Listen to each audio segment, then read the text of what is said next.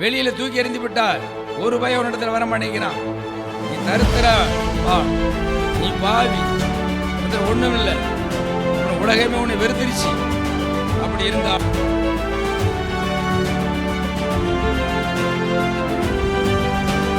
இயேசுகிறது ஏற்றுக்கொள்ளாத கூட்டம் இருக்கிறது. மிதிக்கப்படுவதற்கு ஏதுமாய் நீ உன் இரத்தத்திலே கிடக்கிறதை கண்டு, உன் இரத்தத்தில் கிடக்கிற உன்னை பார்த்து எவனுமே பரிதாபப்படல. நானும் இந்த இடத்துல நானோன யாரு? வானங்களையும் பூமியும் படைத்தவர்.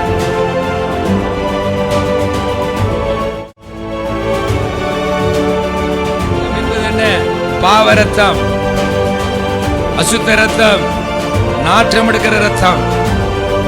அதிலே நீ இருக்க வேண்டாப்பா, நீ அதிலிருந்து வெளியே வா. நம்பணும், சத்தியத்தை நம்பு, இயேசுவை நம்பு. அதை விட்டு நான் கொடுத்த வரத்தையே முக்கியப்படுத்தி கொண்டு, பிசாசை துரத்துகிறதே அதிகாரத்தை முக்கியத்துவப்படுத்தி கொண்டு, தீர்க்கதரிசனம் சொல்றதே முக்கியம். என் ஊழியத்தை பாருங்கள், என் சபையை பாருங்கள், என்னையை பாருங்கள். எவன் சொல்றானோ அவன் வேசி கல்லனா இருக்கிறான். ஆண்டவருக்கு உகந்த ஊழியக்காரன் இல்லை. வசனம் சொல்லுது, நான் சொல்லல.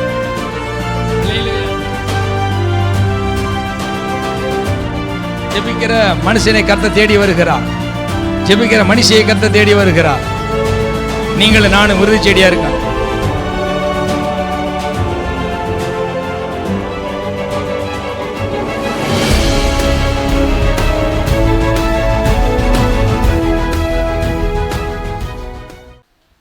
எடுங்க உன்னத பாட்டு 4:3. உன் முக்காட்டின் நடுவே உன் கன்னங்கள் வெடித்த மாதளம் பழம் போல இருக்கிறது. வெடித்த மாதளம் பழம் போல இருக்கிறது. மாதளம் பழம்லாம் வேதத்தில் வருகிறது. வேதத்தில் வருகிற பழங்கள் முக்கியமானவைகள், மரங்கள் முக்கியமானவைகள், கனிகள் முக்கியமானவைகள், பெயர்களும் முக்கியமானவைகள். ஒரு சில பெயரை தவிர்த்து உன் முக்காட்டி நடுவே, முக்காடை குறித்து ஒரு செய்தி இருக்கிறது. வருகிற நாட்களில் அதை தியானிப்போம். முக்காடு என்பது கீழ்ப்படிதலை குறிக்கிறது. முக்காடு என்ன? கீழ்ப்படிதல். ஆமாம், அரை முக்காடு போட்டால் நான் பாதி தான் கீழ்ப்படியவேன்னு அர்த்தம். வெரி குட்மா, பொழைச்சிக்கிட்டா, ஸ்தோத்திர. முழு முக்காடு போட்டால் ஒரு ஃபுல் ஆசீர்வாதம். சிலவருக்கு இது புரியலை, பரவாயில்ல. உன் கன்னங்கள் அதை என்னைய பாருங்கள் எல்லாரும். இந்த கண்ணம் ஒவ்வொரு கண்ணம் இருக்குல்ல, இந்த கண்ணம் எப்படி இருக்கணுமா? கன்னங்கள் என்பது அழகை குறிக்கிறது. முகத்தை பாரு, மூஞ்சியை பாரு, எவனா அவனை கட்டிக்க வேணாம் அப்படின்னு சொல்கிறாங்கல்ல. அப்போ எதை வச்சு சொல்கிறாங்க சொல்லுங்க? முகத்தை வச்சு சொல்கிறாங்க. அதான் உன் கன்னங்கள் எப்படி இருக்கான்? வெடித்த மாதளம் பழம் போல இருக்கிறது. அப்புறம் வச்சுக்கோங்க வெடித்த மாதளத்தை. இப்போ மாதளம் பழத்தை பார்ப்போம். இதை பார்த்துருக்கீங்களா? இங்கே பாருங்கள் எல்லாரும், இங்கே பாருங்கள். இதுக்கு பேர் தான் என்னது? இதுக்கு பேர் என்ன பேர்? ஆனால் இங்கே வசனத்தில் என்ன போட்டிருக்கு? வெடித்த மாதுளம்பழம். இப்போ போட்டு விடுப்பா. இப்போ பாருங்க, வெடித்த மாதுளம்பழத்தை இங்கே பாருங்கள், சீனில் பாருங்கள்.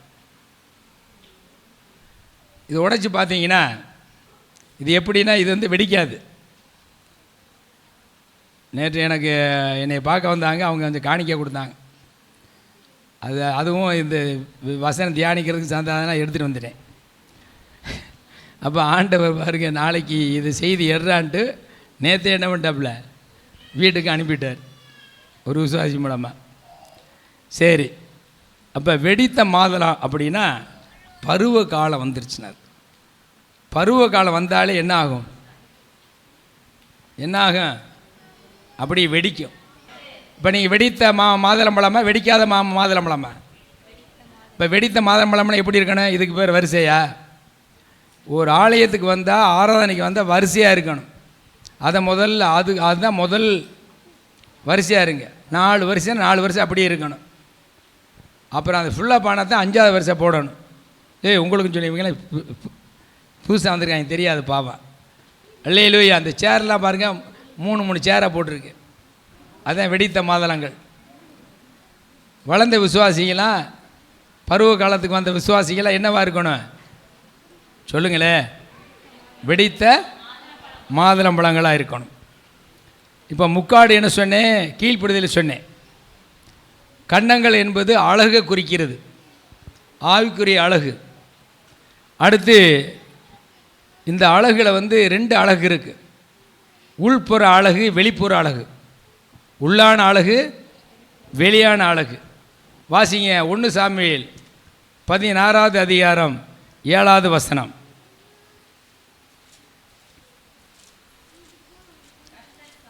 சாமுவேல் ஒரு தீர்க்கதரிசி. கர்த்தர் சாமுவேலை நோக்கி, ஒரு தகப்பனுக்கு 8 குமாரர்கள். ஆண்டவர் நீ போய் அவனை போய் அபிஷேகம்னு சொல்லலை. ஹலோ, இங்கே கவனிங்க. ஆண்டவர் பேசுகிறது நம்மளுக்கு அவருடைய சமூகத்தில் காத்திருக்கணும், தேடணும், அந்த அளவுக்கு பேசுவார். எல்லாம் வரைபடத்தை போட்டு எல்லாம் அப்படிலாம் சொல்ல மாட்டார். லேச ஒரு காரியத்தை கொடுத்த உடனே அந்த காரியம் புரிந்து கொள்கிற அளவுக்கு அவர் பார்த்து அமர்ந்து, ஆண்டவரே பேசினீங்க, புரியலை, புரிந்து கொள்கிற அளவுக்கு கிருபை தாங்க. வேதத்தில் எந்த இடத்துல இருக்குன்னு அந்த வசனத்தெல்லாம் தேட வைப்பார். அந்த மாதிரி இவர் நம்ம சாமுவேல் என்ன பண்ணார்? நல்ல வாட்ட சாட்டமாக இருக்கிற ஆளை. அந்த வசனத்தை வாசிங்க.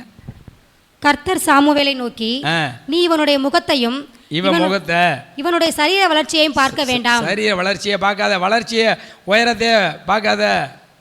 நான் இவனை புறக்கணித்தேன். அப்படின்னு என்ன அர்த்தம்? வெளிப்புறம்பான அழகு, வெளிப்புறம்பான அழகு, தோற்றம், இதை பார்த்து கர்த்தர் மயங்கிற ஆண்டவர் அல்ல. அது தெரிஞ்சுங்க.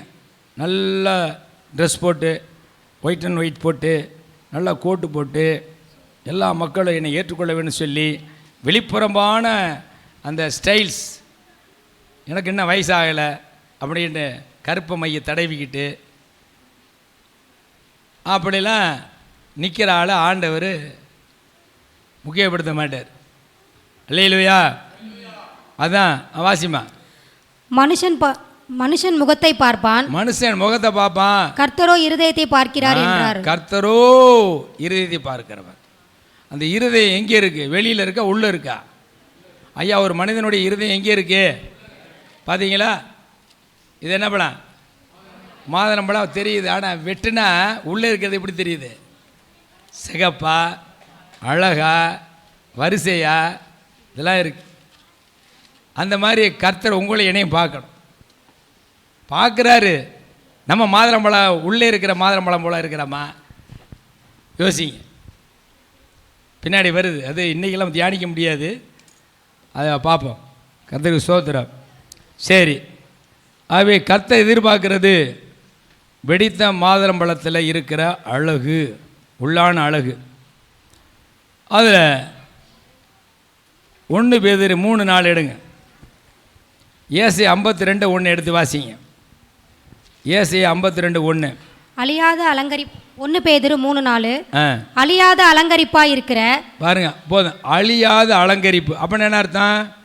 அழியக்கூடிய அலங்கரிப்பு உண்டு, அழியாத அலங்கரிப்புங்கிறது எது? அப்போ இன்னொன்று அழிந்து போகக்கூடிய அலங்கரிப்பு. அழிந்து போகக்கூடிய அலங்கரிப்பு என்ன? உங்களுக்கு தெரியும், மேக்கப் மெட்டீரியல்ஸ்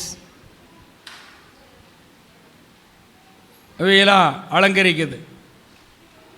அதுக்கு முக்கியத்துவமாக கொடுப்போம். அதை காட்டிலே மேலான முக்கியத்துவம் அழியாத அலங்கரிப்பு. வாசிமா.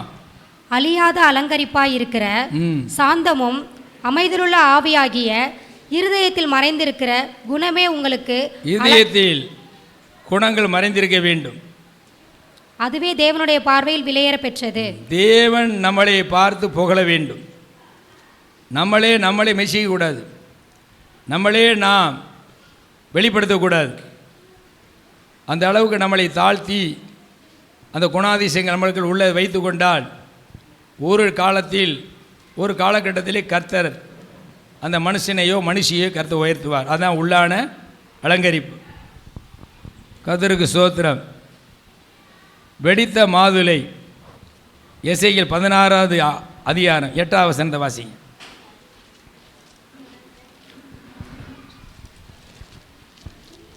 நான் உன் அருகே கடந்து போன போது உன்னை பார்த்தேன். இதோ உன் காலம் பருவ காலமாய் இருந்தது. உன் காலம் பருவ காலமாய் இருந்தது. அப்பொழுது என் வஸ்திரத்தை உன்மேல் விரித்து சிறு பிள்ளைகளுக்கு ஏதோ வஸ்திரத்தை போடுறோம். அது ஆண் குழந்தையாலும் சரி, பெண் குழந்தையாலும் சரி. பெண் குழந்தைக்கு ஒரு பருவ காலம் வருகிற பொழுது அதற்கென்று ஒரு உடை இருக்குது, வஸ்திரம் இருக்குது. அந்த வஸ்திரத்தை ஒரு தாய் தப்பன் அதை உடுத்துவாங்க. இன்றைக்கு ஆவிக்குரிய உலகம் சினிமா உலகம் மாதிரி வந்துருச்சு. அவை சினிமாவில் பார்க்குறதெல்லாம் நீங்கள் உங்கள் பிள்ளைகளுக்கு வஸ்திரமாக உடுத்தாதீங்க. இந்த வஸ்திரம் நம்முடைய ஆவிக்குரிய வாழ்க்கையை கரைப்படுத்தும். ஆனால் தேவனோ அவர் ஒரு வஸ்திரத்தை வைத்திருக்கிறார். அந்த வஸ்திரம்தான் ரட்சிப்பு என்ற வஸ்திரம். அந்த ரட்சிப்பின் வஸ்திரத்தை அந்த பருவ காலம், அந்த காலத்தில் வந்த உடனே அது முழுதும் படித்து பார்த்தீங்கன்னா தெரியும். வாசித்தா நலமா இருக்குமே. அப்பொழுது என் வஸ்திரத்தை உன்மேல் விரித்து உன் நிர்வாணத்தை மூடி. பாருங்க, நிர்வாணத்தை மூடி. அதுக்கு முன்னாடி என்னவா இருந்துச்சு? காலம் பருவ காலம் வர்றதுக்கு முன்னாடி பாவ வாழ்க்கை. நீ நிர்வாணம். கர்த்தராகிய இயேசு கிறிஸ்துவை தேடாத காலம், உலகத்தோடு ஒத்து போகிற வாழ்க்கை, இவை பூரா ஆண்டுடைய பார்வையில் நிர்வாணம் என்று சொல்லப்படுகிறது. நம்ம ட்ரெஸ்ஸு பண்ணாலும் ஆண்டு பார்வையில் என்னவா இருக்குது? நிர்வாணமாக இருக்கு. அதை இதுக்கு அவனை படைத்தேன், இதுக்கு அவளை படைத்தேன், இப்படி அசிங்கமாக இருக்கே, இதுக்காக இவனை ஊழியக்காரனாக தேர்ந்தெடுத்தேன், இதுக்காக இவளை ஊழியக்காரலையாக தேர்ந்தெடுத்தேன், வேதனைப்படுகிறார். வாசி. உனக்கு ஆணையிட்டு கொடுத்து உன்னோடு உடன்படிக்கை பண்ணினேன் என்று கர்த்தராகிய ஆண்டவர் சொல்லுகிறார். இந்த ஆணையிட்டு அதுக்கு முன்னாடி அந்த வசனத்திலிருந்து வாசி, ஆரம்பத்திலிருந்து. நான் உன் அருகே கடந்து போன போது உன்னை பார்த்தேன். இதோ உன் காலம் பருவ காலமாய் இருந்தது. அப்பொழுது உன் பிறப்பின் வர்த்தமானம் என்னவென்றால், ஆண்டவர் நம்மளுடைய காரியங்கள் குறித்து உலகத்தில் பிறக்கிற அந்த காலத்தை குறித்து ஒரு வரலாறு எழுதியிருக்கிறார். இயேசு கிறிஸ்துவை அறியறதுக்கு முன்பதாக நம்முடைய வாழ்க்கை எப்படி இருந்தது, நம்ம படைத்த கடவுளை அறிந்து கொள்வதற்கு முன்பதாக எப்படி இருந்தது. நீ பிறந்த நாளிலே உன் தொப்புள் அறுக்கப்படவில்லை. அப்போ நீ ரசிக்கப்பட்டினா உலகத்துக்கும் உனக்கும் சம்பந்தம் இல்லை, வெட்டணும். எதை வெட்டணும்? தொப்புள் கொடியை அறுக்கணும், கத்திரிக்கோலை போட்டு அறுக்கணும். அல்லேலூயா. இப்போ தாயும் பிள்ளையும் தொப்புள் கொடி அறுக்கப்படாமல் இருந்தால் அது பிள்ளை ஆகுமா? ஆகாது. யோசித்து பாருங்க. அடுத்து அறுக்கப்படாததுனால சுத்தமாவதற்கு தண்ணீரையில் குளிப்பாட்டப்படவும் இல்லை. தொப்புள் கொடி அறுத்து போட்டால் தான் குழந்தை தனி, தாய் தனி. அப்போ அந்த குழந்தைய எங்கே போய் குளிப்பாட்டுவாங்க? தண்ணியில் குளிப்பாட்டுவாங்க. அடுத்து உப்பால் சுத்திகரிக்கப்படவும் இல்லை, துணிகளும் போட்டு சுற்றப்படலை. அப்போ இதுலேருந்து என்ன தெரியுதுன்னா, நாம் ஆண்டவராகிய இயேசு கிறிஸ்துவை படைத்த கடவுளை தேடாமல் இருந்தால், அவரை அறியாமல் இருந்தால், நம்முடைய வாழ்க்கை ஆண்டவருடைய பார்வையிலே உலகத்தோடு ஒத்து போயிருக்கிறோம். தொப்புள் கொடி அறுக்கப்படவில்லை, துணியும் சுற்றப்படவில்லை, தண்ணீரால் ஊற்றி குளிப்பாட்டவும் இல்லை. அப்போ பாவம், அந்த இரத்தம் கவிச்சி அந்த குழந்தை மீது இருந்துக்கிட்டு அருகில் யாரும் போக முடியாதபடி அருவருப்பான காரியங்கள் இருக்கும். அதுக்கடுத்து பாருங்க, இப்போ இப்படிப்பட்ட குழந்தை இருக்கே, இந்த குழந்தைய போய் தொப்புள் கொடி அறுப்போம், ட்ரெஸ் இல்லாமல் இருக்குது, குளிப்பாட்டாமல் இருக்குது, இரத்த கவிச்சி அடிக்குது, ஒரு பையன் என்ன பண்ண மாட்டேங்கிறான்? இறக்கப்பட மாட்டேங்கிறான், பரிதாபப்பட மாட்டேங்கிறான், இறக்கப்பட மாட்டேங்கிறான், இறக்கத்தை காட்ட மாட்டேங்கிறான். அவன் வழியில் போய்கிட்டே இருக்கிறான். ஆனால் ஆண்டவர் சொல்கிறாரு, இவைகள் ஒன்றாயில் உனக்கு செய்ய ஒரு கண்ணும் இரக்கமாயிருந்த உன் பேர் இரக்கமாய் இருந்ததும் இல்ல. நீ பிறந்த நாளில் நீ அருவருக்கப்பட்டதினால் வெளியில் எறிந்துவிடப்பட்டாய். வெளியில தூக்கி எறிந்து விட்டாய். ஒரு பயம் உன்னிடத்தில் வர மாட்டேங்கிறான். நீ தருத்தரன் வான், நீ பாவி, உன்னிடத்தில் ஒன்றும் இல்லை அப்படின்னு உலகமே உன்னை வெறுத்துருச்சு. அப்படி இருந்தாலும் அந்த நேரத்தில் வீதியிலே இயேசு நல்லவர், இயேசு வல்லவர், இயேசு இரட்சகர் என்று நற்செய்தி அறிவிக்கப்படுகிறது. வீடுகளிலே டிராக்ஸ் கொடுக்கப்படுகிறது. ஒளிபெருக்கி மூலமாக ஆண்டவருடைய சத்தம் வருகிறது. யூடியூப் மூலமாக ஓப்பன் பண்ணும்போது, டெலிவிஷன் மூலமாக வரும்பொழுது இயேசு கிறிஸ்துவை பற்றி பிரசங்கிய போதகர்கள் பிரசங்கிக்கிறார்கள். ஆனால் கேட்கிற மனிதர்கள் அதுக்கு முக்கியத்துவம் கொடுப்பதும் இல்லை. நான் உன் அருகே கடந்து போகும்போது அப்படின்னு அர்த்தம், இப்படி ஆரம்ப நாட்கள்லேருந்து இது வரைக்கும் இன்னும் ஆண்டு வருகை வரைக்கும் இயேசு கிறிஸ்துவை பற்றி நற்செய்தி அறிவித்து கொண்டு இருக்கிற நேரங்களிலே ஒரு கூட்டம் இயேசு கிறிஸ்து ஏற்றுக்கொள்ளாத கூட்டம் இருக்கிறது. மிதிக்கப்படுவதற்கு ஏதுமாய் நீ உன் இரத்தத்திலே கிடக்கிறதை கண்டு, உன் இரத்தத்தில் கிடக்கிற உன்னை பார்த்து எவனுமே பரிதாபப்படலை. நானும் இந்த இடத்துல நானோன யாரு? வானங்களையும் பூமியும் படைத்தவர், மனுஷனை படைத்தவர், எல்லா அண்டாசங்களையும் படைத்து உலகத்தை ஆளுகை செய்யன்னு சொல்லி அதிகாரத்தை கொடுத்தவர் ஆண்டவரை இயேசு கிறிஸ்து கர்த்தர். அவர் பார்த்து என்ன செய்கிறாரு? பிழைத்திரு என்றேன். அல்லேலூயா. ஒரு பய ஒரு நாதியற்றவன், சொந்தக்காரன் கூட பக்கத்தில் வரலை. ஆனால் நம்ம அறியாத கடவுள் நம்மளை அறிந்து கொள்வதற்கு இயேசு கிறிஸ்து என்ற பெயராலே வந்திருக்கிறாரே, அவரை பற்றி சொன்னார்களே, அவரை ஏற்றுக்கொள்வோம் என்று எவர்கள் மனம் திறக்கிறார்களோ அந்த திறக்கிற இருதயமான வீட்டுகளே வந்து தங்க வளவராக இருக்கிறார். அல்லேலூயா. பிழைத்திரு என்றேன். ஆம், உன் இரத்தத்தில் கிடக்கிற உன்னை பார்த்து பிழைத்திரு என்று சொன்னேன். இரத்தம் என்பது என்ன? பாவ ரத்தம், அசுத்த ரத்தம், நாற்றம் எடுக்கிற ரத்தம். அதில் நீ இருக்க வேண்டாப்பா, நீ அதிலிருந்து வெளியே வா, நான் உன்னை குளிப்பாட்டுகிறேன், நான் உன்னை ஸ்நானம் பண்ணுகிறேன். பாருங்க கீழே, உன்னை வயலின் பயிரை போல அநேகம் ஆயிரம் பெருகும்படி வைத்தேன். இப்போ பட்டு ஆண்டு என்ன பண்ணிட்டாரு? ரட்சிப்பை கொடுத்துட்டார். ரட்சிப்பை கொடுத்த பிற்பாடு ஒரு 10 100 இல்லை, என்ன சொல்றாரு? அநேகமாயிரம் பெருகும்படி வைத்தேன். நீ ஆசீர்வாதமாக வாழணும். சரீரத்தில் ஆசீர்வாதம், நீ கையில் சேர்ந்த வேலையிலே ஆசீர்வாதம், உன் பிள்ளைகள் உனக்கு ஒளிய மரக்கன்றுகள் இருப்பார், அது ஆசீர்வாதம். என் நாமத்தின் நிமித்தம் நீ ஆசீர்வதிக்கப்படணும். எல்லாம் தேவ திட்டம் வைத்தே. நீ வளர்ந்து பெரியவளாகி மகா சௌந்தரியவதியானாய். வா, ரட்சிப்பை பெற்ற பிற்பாடு ஆண்டவர் கொடுக்குற ஆசீர்வாதம் மகா சௌந்தரியம். அடுத்து ஒரு ஸ்தனங்கள் எழும்பின, நம்முடைய அவயங்கள் அந்தந்த நாட்களிலே அந்த நேரங்களிலே சரியான வளர்ச்சி, பூரண வளர்ச்சி. அதுதான் ஆண்டவர் சொல்லுகிறார் லூக்கா 2:52. இயேசுவானவர் கிருபையினாலும் தேவ ஞானத்தினாலும் வளர்த்தியிலும், கிருபை ஞானம் வளர்த்தி, ஞானத்திலும் வளர்த்தியிலும் தேவ கிருபையிலும் மனுஷர் தயவிலும் அதிகமாய் விருத்தி அடைந்தார். வளர்த்திங்கிறது என்ன தெரியுமா? சரீர வளர்த்தி. காந்தினருக்கு அடிக்கடி போய் நான் ஊழியம் செஞ்சது வழக்கம். இதை சொன்னால் நம்ம தம்பி ஆகாஷுடைய சித்தப்பர் மைன் நினைக்கிறேன், +2 படிக்கிறான். +2 போகிறாப்பா. +2 படிக்கிற வயசு எத்தனை? 17. எவ்வளோ ஹைட்டு வரணும்? எவ்வளோ தூரம், எவ்வளோ உயரமாக இருக்கிறான்? எவா எவ்வளோ உயரம்? இவ்வளோ உயராங்க. +2 படிக்கிற ஹைட் எவ்வளோ? இந்த ஹைட்டு தான் இருக்கிறான். ஆண்டவரோ அவன் மீது அவன் தாய் தகப்பன் மீது இறக்க வைத்து சத்தியத்தை சொல்லி சபைக்கு 3 மாதம் 6 மாதம் வந்தாங்க. வந்தவர் சித்தப்பா குடியை விட்டுட்டார். நல்ல நிலைக்கு வந்தானே சாத்தான் விடுவானா? அவன் என்ன பண்ண? தொழிலாளர் மூலமாக சேர்ந்து மறுபடியும் குடிக்க வச்சுட்டு அதோட சபைக்கு வரலை. ஒருவேளை வந்திருந்தா இந்த சிறுவனாக இருக்கிறானே என்னுடைய சரீரத்தையும் கர்த்தர் என்ன பண்ணுவார்? வசனம் பொய்யாகாது, வளர்த்து. அதான் நீங்கள் உங்கள் பிள்ளைகளுக்கெல்லாம் எதில் எந்த அவயம் வளரலையோ அந்த அவயத்தை குறித்து ஜெபம் பண்ணுங்க. சிலவருக்கு காமராஜர் கை நீளம், எல்லாருக்கும் ஒரு அளவு தான் இருக்கான். யாருக்கு கை நீளமாக இருக்கான்? மறைந்த முதலமைச்சர் முழங்கால் கீழே இருக்கும், அவருக்கு அந்த.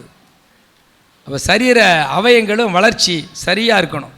வேதத்தில் எழுதப்பட்டிருக்கிறது, இயேசுவானவர் கிருபையிலும் ஞானத்திலும் வளர்ச்சியிலும் மனிதருடைய தயவிலும் விருத்தி அடைந்தார். அந்தந்த வயசுக்கு வந்து விருத்தி அடைஞ்சிக்கிட்டே இருக்கணும். இது தேவனுடைய ஆசீர்வாதம். அடங்கிய பாருங்க, வாய்ப்பு கொடுத்தார், சபைக்கு வந்தாங்க. 3 மாதம் வந்தோடு சரி கணவன் தான் குடிக்கிறாருன்னு மனைவியாவது தன் பிள்ளைக்காக வந்திருந்தா கர்த்தர் அற்புதம் செஞ்சுருப்பாரு. பாருங்கப்பா, அவனுக்கு எவ்வளோ வேதனை இருக்கும். எல்லாம் +2 படிக்கிறான், எல்லாம் நெட்டையாக இருக்கிறான். அவன் மட்டும் அவனோட இருதயம் எவ்வளோ வேதனையாக இருக்கும், பெற்றோரோட இருதயம் வேதனை எவ்வளோ இருக்கும். கர்த்தர் இப்படி தான் செய்ய முடியும். அவன் அருகிலே போனேன், அதான் சொல்கிறார். ஒரு பையன் பிழைத்திரு சொல்லலை. சரி, அடுத்து உன் ஸ்தனங்கள் எழும்பின, உன் மயிர் வளர்ந்தது, ஆனால் நீ நிர்வாணமும் அம்மனுமாக இருந்தாய். ஆண்டவர் பார்க்குறாரு, ஐயோ நான் படைத்த பிள்ளைகள் இப்படியா இருக்கிறது, அவரால் பொறுத்து கொள்ள முடியவில்லை. 8வது வசனம் வாசிங்க. நான் உன் அருகே கடந்து போன போது, அப்ப அந்த அருகில கடந்து போன போது உன்னை பார்த்தேன். இதோ உன் காலம் பருவ காலமாய் இருந்தது. முதல் முறையில் கடந்து போகும் பொழுது பிழைத்தீர் என்றார். அதுக்கு பிறகு ரட்சிப்பு. அல்லேலூயா. ரட்சிப்பு அடைந்தவன் வர வர விருத்தி அடைந்து அந்த பருவ காலத்துக்கு வர வேண்டும். இப்போ இதை பார்த்த உடனே பிஞ்சு இப்போ என்ன ஆயிடுச்சு, இப்போ எனக்கு வாங்கி கொடுத்தா இப்படி வாங்கி கொடுத்துட்டாங்க, இதை இன்னும் பழுக்க விட்டு அப்புறம் பருவகாலம் வந்த உடனே என்ன ஆகும், வெடித்த மாதுளையாக இருக்கணும். அல்லையில அந்த வெடித்த மாதுளை தான் அதுக்கு பேர் என்னது, பருவகாலம். அப்போ பருவகாலம் வரும் பொழுது ஆண்டவர் பார்க்குறாரு, அப்பொழுது என் வஸ்திரத்தை உன்மேல் விரித்து. இந்த நிலைக்கு வந்துருச்சு, இது நிர்வாணமாக இருக்குது, இது அருவருப்பாக இருக்குது, ஆகவே இதுக்கு ஒரு வஸ்திரத்தை கொடுப்போம் என்று சொல்லி ஆண்டவர் வஸ்திரத்தை கொடுக்கிறார். அல்லேலூயா. அந்த வஸ்திரம்தான் நீதியின் வஸ்திரம். வஸ்திரத்தை குறித்து ஒரு செய்தி இருக்குது, அநேக வஸ்திரங்கள் இருக்குது. ரட்சிப்பின் வஸ்திரம், இன்னொன்று என்னது, அந்த நீதியின் வஸ்திரங்கிறது என்ன அப்படின்னா, உன் நிர்வாணத்தை மூடி உனக்கு ஆணையிட்டு கொடுத்து ஆணையிடுறாரு. இங்கே பாரு, நான் உன்னை ரட்சித்தேன், உன் வஸ்திரத்தை மூடிட்டேன், இப்போ நீனு என்னோட உடன்படிக்கை செய்யணும், நான் உன்னோட என்ன செய்கிறேன், உடன்படிக்கை செய்கிறேன். இந்த உடன்படிக்கை என்னன்னா, உன்னோட உடன்படிக்கை பண்ணினேன் என்று கர்த்தராய் ஆண்டவர் சொல்லுகிறார். இவ்விதமா நீ என்னுடையவளானாய். எப்போ என்னுடையவளானது, உடன்படிக்கை செய்கிறாங்க. அந்த உடன்படிக்கை செய்கிற நேரம் என்னன்னு தெரியுமா, நான் உன்னை ஜலத்தினால் முழுக்காட்டி. ஜலத்தினால் முழுக்காட்டினா ஞானசன்ற நீதி, முழுகி ஞானசன் எடுக்கணும். அந்த நீதியின் வஸ்திரத்தை உடுத்துகிறார். அடுத்து உன்னை இரத்தமர ஸ்நானம் பண்ணிவித்து. எதுக்கு, பாவத்துக்கு மரித்து நீதிக்கு பிழைக்கணும். இப்போ இரத்தமர கழுவணும்னா தெளிப்பு ஞானசனம் இருக்குது. இந்தா அப்படி தெளிச்சு தண்ணி லேசாக பட்டுச்சுல, போ ஞானசனம் எடுத்தாச்சுன்னு இருக்குது. சில சபைகள் நடத்துகிறாங்க, பாரம்பரிய சபைகள். அந்த ஞானசான பேர் இல்லை, தண்ணிகளை முழுகினாத்தான் மேலே இருக்கக்கூடிய இரத்தங்கள்லாம் என்ன ஆகும். அது மாதிரி எல்லா பாவங்களும் அழுக்குகளும் முழுகி ஞானசனம் எடுக்கிற பொழுது பாவத்துக்கு மரித்து நீதிக்கு பிழைக்கிறது. அதுக்கு பேர் தான் உடன்படிக்கை. சரி, அடுத்து உனக்கு எண்ணெய் பூசி. உனக்கு எண்ணெய் பூசி. எண்ணெய்ங்கிறது பரிசுத்த ஆவியானவர், அபிஷேகம். இதெல்லாம் முத்திரையிட்டார். நீ ஒரு ரூபாய் உன்னிடத்தில் வர முடியாது, நான் தான் உனக்கு முழு பாதுகாப்பு சொல்லி. அடுத்து சித்திர தையல் ஆடையை உனக்கு உடுத்தி. உனக்கு எல்லாரும் உன்னிடத்தில் வரணும், என் நாமத்தை பிரஸ்தாபப்படுத்தணும், என் சத்தியத்தை மக்கள் எடுத்து சொல்லணும். அதுக்காக பல வகை ஆடைகளை கர்த்தர் நம்மளுக்கு கொடுக்கிறார். அடுத்து சாயந்தீர்த்த பாதரட்சைகளை உனக்கு தரித்து, கட்ட மெல்லிய புடவையையும் மூடிக்கொள்ள பட்டு சால்வையையும் உனக்கு கொடுத்து. மெல்லிய சால்வை நீதிக்கு மேல் நீதி. அதாவது அநியாயம் செய்ய என்ன அநியாயம் செய்யட்டுங்கிறாரு, பாவம் செய்கிறவன் இன்னும். ஆனால் ஆண்டவர் என்ன சொல்கிறாரு, சுத்தமுள்ளவன் பரிசுத்தமுள்ளவன் இன்னும் பரிசுத்தமாக, நீதி உள்ளவன் இன்னும் நீதி. அப்போ அநேக நீதிகள் நிறைவேற்ற நிறைவேற்ற நம்முடைய வஸ்திரம் மெல்லிய வஸ்திரமாக மாறுகிறது. அது ஆண்டவர் ரொம்ப பிடிக்கிறது. அந்த மெல்லிய வஸ்திரத்துக்கு அடுத்து என்ன வரும் தெரியுமா? உன்னை ஆபரணங்களால் அலங்கரித்து. மூடிய விட்டுட்ட மெல்லிய புடவைகளும் அடுத்து பட்டு மெல்லிய புடவையையும் மூடிக்கொள்ள பட்டு சால்வையையும் உனக்கு கொடுத்து. அந்த பட்டு சால்வைங்கிறது ஊழிய அழைப்பு. நீ எவ்வளவு நீதியா நடக்கிறியோ அந்த அளவுக்கு கர்த்தர் ஊழியத்தில் எடுத்து பயன்படுத்துறதுக்கு அழைப்பா. பட்டு சால்வை ஊழிய அழைப்பு. அப்போ நீ தெரிந்த சத்தியங்களை கடைபிடிக்க சரி இவளை நம்ம ஊழியத்துக்கு அழைப்போம் அப்படிங்கிற பட்டு சால்வுங்கிறது அந்த அழைப்பு. அதுலேயும் பட்டு சால்வுங்கிறது ஒரு விசேஷ அழைப்பு. சரி உனக்கு கொடுத்து உன்னை ஆபரணங்களால் அலங்கரித்து. ஆபரணம்னா இந்த உலகத்தான் போகிற ஆபரணம் இல்லை, இது பழைய ஏற்பாடு காலம். முழுக்க ஆபரணம் புதிய ஏற்பாட்டில் வரங்களை குறிக்கிறது, வல்லமை கொடுக்கிறது, கிருபை, அபிஷேகம், வேத ஞானம், எல்லா ஆபரணங்கள், தாளந்து. அதுதான் ஒன்றுமே இல்லாமல் இருக்கலாம். ஆனால் கர்த்தர் உனக்குலேருந்து பேசுகிற தீர்க்கதரிசனம், உனக்குலேருந்து புறப்படுகிற வல்லமையின் அதிகாரம், சாத்தான துரத்தக்கூடிய அதிகாரம், வியாதியில் குணமாகக்கூடிய வரம், அற்புத அடையாளம் செய்யக்கூடிய வரம், விசுவாச வரம், கிருபை வரம், எல்லாம் அலங்கரிக்கப்பட்டு. அதான் உன் ஆபரணங்கள் அலங்கரித்து உன் கைகளில் கடகங்களையும் உன் கழுத்திலே சரப்பணியையும் போட்டு. சரப்பணி என்ன? நீதிமொழி 3:3 என்ன? சத்தியமும் கிருபையும். சிலவர் கிருபையை மட்டும் போட்டுக்குவாங்க, அல்ல சத்தியமும் வேணும். சத்தியத்தை மட்டும் பேசுவாங்க, கிருபையும் பாதி பேசணும். 50%, 50% சத்தியம். இந்த ரெண்டு சேர்ந்து தான் 100. சிலவர் கிருபையே பற்றி பேசிக்கிட்டு போவாங்க, அந்த மாதிரிலாம் இல்லை. கழுத்தில் கிருபையும் சத்தியம் வேணும். சரி அடுத்து உன் நெற்றியில் நெற்றி பட்டத்தையும் உன் காதுகளில் காதணியையும் உன் தலையின் மேல் சிங்காரமான கிரீடத்தையும் தரித்தேன். இது பூரா என்னது? 13. இவ்விதமாய் பொன்னினாலும் வெள்ளியினாலும் நீ அலங்கரிக்கப்பட்டாய். உன் உடுப்பு மெல்லிய புடவையும் பட்டும் சித்திர தையலாடையுமாயிருந்தது. மெல்லிய மாவையும் தேனையும் நெய்யையும் சாப்பிட்டாய். நீ மிகவும் அழகுள்ளவளாகி ராஜ்யத்தை சுதந்தரிக்கும் சிலாக்கியத்தை பெற்றாய். இப்படி உன்னை என்னை அலங்கரித்து வரங்களால் வல்லமையாக கொடுத்து நல்ல ஊழியத்தை செஞ்சுக்கிட்டு இருக்க, நல்ல குடும்பமாக இருக்கிற, நல்ல ஆசுவாதம் வந்த பிற்பாடு நீ என்ன செஞ்சா தெரியுமா? உன் அழகினால், அடுத்த வசனத்தை பாரு. உன் அழகினாலே உன் கீர்த்தி புறஜாதிகளுக்குள்ளே பிரசித்தமாயிற்று.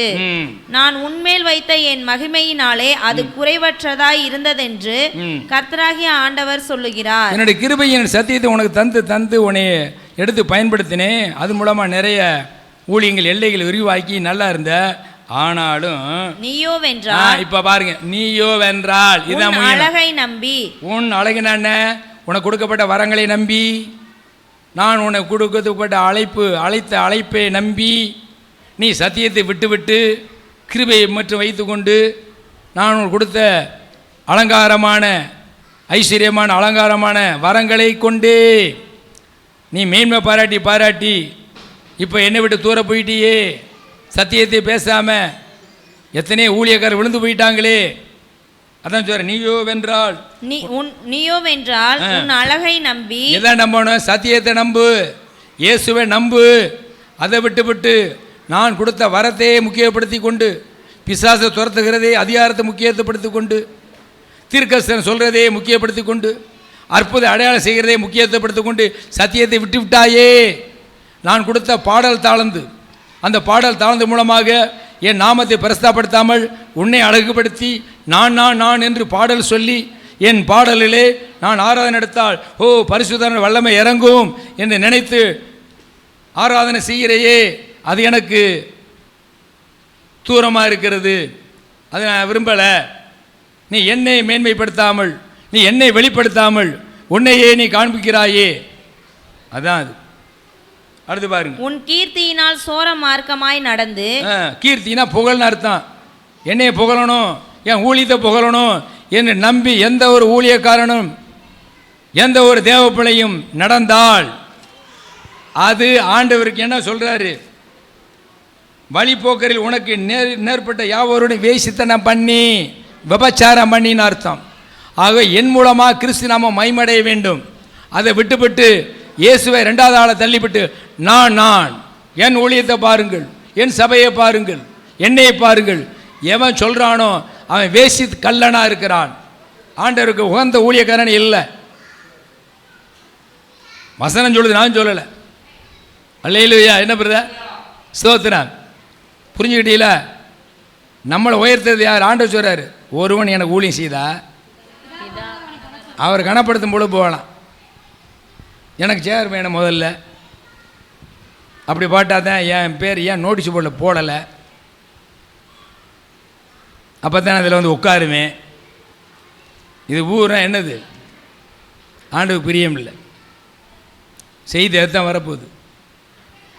சரி போகட்டும், நேரம் 1 Peter 3:4 எடுங்க. இப்போ அதான் பார்த்தோம். அழியாத அலங்கரிப்பு, சாந்தம், அமைதலுள்ள ஆவியில் இருதயத்தில் அலங்கரிப்பாய் இருக்கிற சாந்தமும் அமைதலுள்ள ஆவியாகிய இருதயத்தில் மறைந்திருக்கிற குணமே உங்களுக்கு. இப்ப இருதயத்தில் மறைந்திருக்கிற குணம். இப்ப இந்த மாதுளம்பழத்தில் உள்ள என்ன இருக்குன்னு தெரியாது, உடைச்சு பார்த்தா தான் தெரியும். ஆனா படைத்த கடவுளுக்கு இதுக்குள்ள இருக்குது தெரியும். அப்படி வேதத்தில் 2 பேர் எழுதப்பட்ட புத்தகம் இருக்கு. அது எந்த புத்தகம்? ஐயா, வேதத்தில் பரிசுத்த வேதம் 66 புத்தகத்தில் பெண்கள் பேர் கொண்ட ஒரு புத்தகம், 2 புத்தகம் இருக்கு. Esther, Ruth. முதல்ல இங்கிருந்து வரணுமா? Esther 1, Ruth Esther. வா பழைய பழைய ரூத் எஸ்தர். ரூத் யாரு? புறஜாதி. வெரி குட், அல்லேலூயா. அவள்கிட்ட பார், முந்திய நற்குணத்தை காட்டிலும் பாராட்டுறான் போவாஸ். யாருக்கு அடையாளம்? கிறிஸ்துக்கு அடையாளம். கிறிஸ்து நம்மளை பரவாயில்ல, ரட்சிக்கப்படுறதுக்கு முன்னாடி இந்த பிள்ளை இந்த பையன் அப்படி இருந்தான், ரட்சிப்படைஞ்சு சபைக்கு வந்த ஏற்பாடு இப்படி இருக்கிறான் அப்படின்னு சொல்லி கர்த்தர் நம்மளை புகழணும். அல்லேலூயா, அல்லேலூயா. சரி, ரூத். அதுக்கடுத்து யாரு? எஸ்தர் ராஜாதி. இவங்க யாரு? யூதஸ்தர். பார்த்தீங்களா? புறஜாதிகளுக்கும் கர்த்தர் ஒரு ஸ்திரியை வச்சிருக்கிறாரு, யூதர்களுக்கு அவருடைய இனத்திலேயே ஒரு ஸ்திரியை வச்சிருக்கிறாரு. இன்னைக்கு நம்ம பார்க்க வேண்டியது, ஏன்னா தொடர்ந்து பார்த்துக்கிட்டு வந்தான், யார்? முருதகாய், ஆமான், எலெக்ஷன் டேக்கில். அடுத்து என்னது? எஸ்தர். நீ பார்ப்போமா? பார்ப்போம். அல்லேலூயா. இவளுக்கு என்ன பேர் கொடுக்கலாம்? குணசீலன்னு பேர் இருக்கும். அப்போ உன்னைய சொல்லலப்பா, குணத்தை சொல்கிறேன். குணசேகரன்னு பேர் இருக்கும். குணசீலனும் பேர் தான், குணசேகரனும் பேர் தான், குணசுந்தர் வெரி குட். யார் யாச்சு? குணசுந்தரின்னு பேர் தான், குணாவதியும் பேர் தான். குணாவதி, குணசுந்தரி, குணசேகரன். குணசேகரன் எனக்கு யார் தெரியும்? கனகமணி அப்பா. அவர் குணத்துக்கு ஒரு நல்ல, அது அந்த பேரின்படியே வாழ்ந்தவர் தான். நல்ல அந்த காலத்தில் அவங்க அப்பா அம்மா பேர் நல்ல பேர் குணசேகரன். இந்த குணம் இருக்கணும்.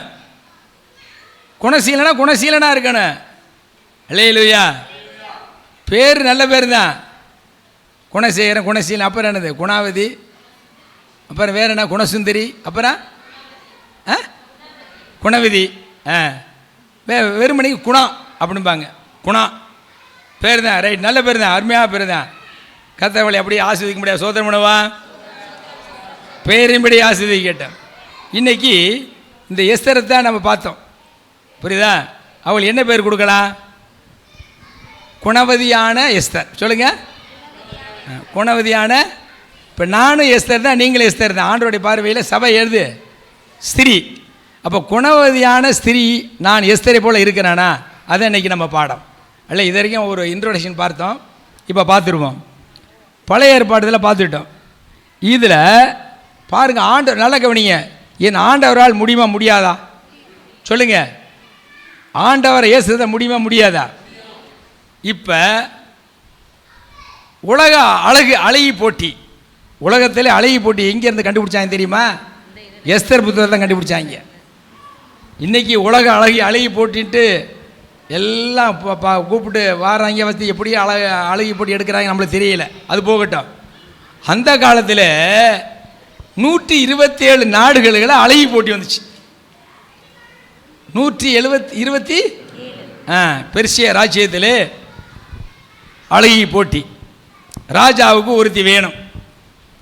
அந்த ஒருத்தி அவளுக்கு ராஜாவாக்கு ராணி ஆகணும். அப்போ தெரிந்தெடுத்தாங்க அழகி போட்டியில் வஸ்தி. வஸ்தி எப்படிப்பட்டவளாக இருந்தா தெரியுமா? வாசிங்க. எஸ்தர் 1ஆம் அதிகாரம் 10ஆம் வசனம். 10ஆம் வசனம். 7ஆம் நாளில் ராஜா திராட்சரசத்தினால் களிப்பாய் இருக்கும்போது மகா ரூபவதியாய் இருந்த.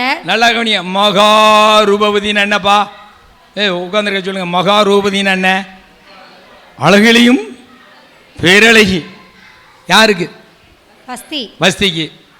இப்போ எஸ்தர் 2ஆவது அதிகாரம் 7ஆம் வசனம் வாசிங்க. அவன் தன் சிறிய தகப்பன் குமாரத்தி ஆகிய எஸ்தர் என்னும் அச்சாலை வளர்த்தான். அவளுக்கு தாய் தகப்பன் இல்லை. அந்த பெண் ரூபவதியும் சௌந்தரியமுடையவளுமாய் இருந்தாள். இப்ப பாருங்க, மகா ரூபவதி அழகா, ரூபவதி அழகா? அப்ப மகா ரூபவதி அழகு முதல்ல யாருக்கு ராஜாவுக்கு ராணியா இருந்தா? சொல்லுங்களேன். வஸ்தி யாருக்கு ராணியா இருந்தா? அகாஸ்வேராஜு. இப்ப நம்ம அகாஸ்வேராஜா கர்த்தர்ன்ட்டு வச்சுக்குவோம். நம்மளோட தலைவர் அவர் தான். அவருக்கு ஒரு மணவாட்டி தேவை. பல மணவாட்டிகள் என்ன செய்கிறாரு? சூஸ் பண்ணுறாரு. யார் நல்ல அழகு, அந்த அழகு உள்ளவத்தை எனக்கு வேணும் அப்படின்னு. அதில் வஸ்தி இருந்தா அந்த வஸ்தியை ஒரு காலத்தில் எடுப்போம். அது இப்போ நான் இங்கே வரலை. ஆனால் அவள் எப்படி இருந்தால் மகா. அப்போ மகாரூபதி என்பது என்னன்னா வெளிப்புற பார்வை, உள்ளான பார்வை, உள்ளான குணம் இல்லை.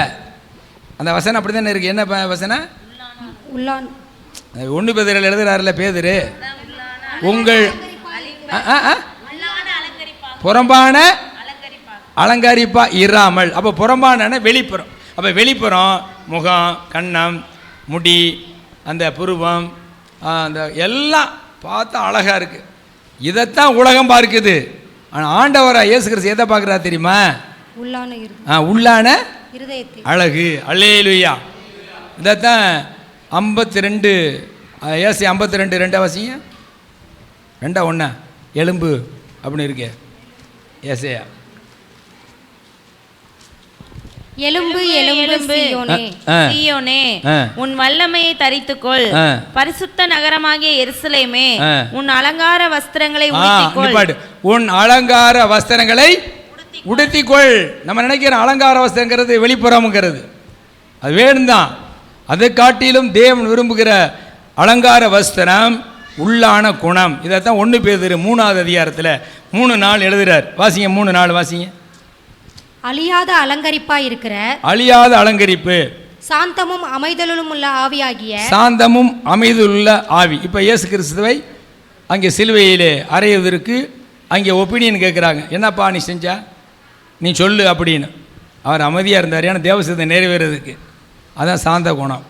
நான் ஒன்றுமே செய்யலை, என்னை எதுக்கு என்ன அரெஸ்ட் பண்ணிட்டீங்க, என்னை எதுக்கு இதில் சிலுவையில் அரைஞ்சு கொள்றீங்கன்னு ஆண்டு வாதம் பண்ணவே இல்லை. அவருடைய நேரம் வந்துருச்சு. அது மாதிரி கர்த்தர் ஒவ்வொருவரையும் ஒரு பரீட்சை வைப்பார்.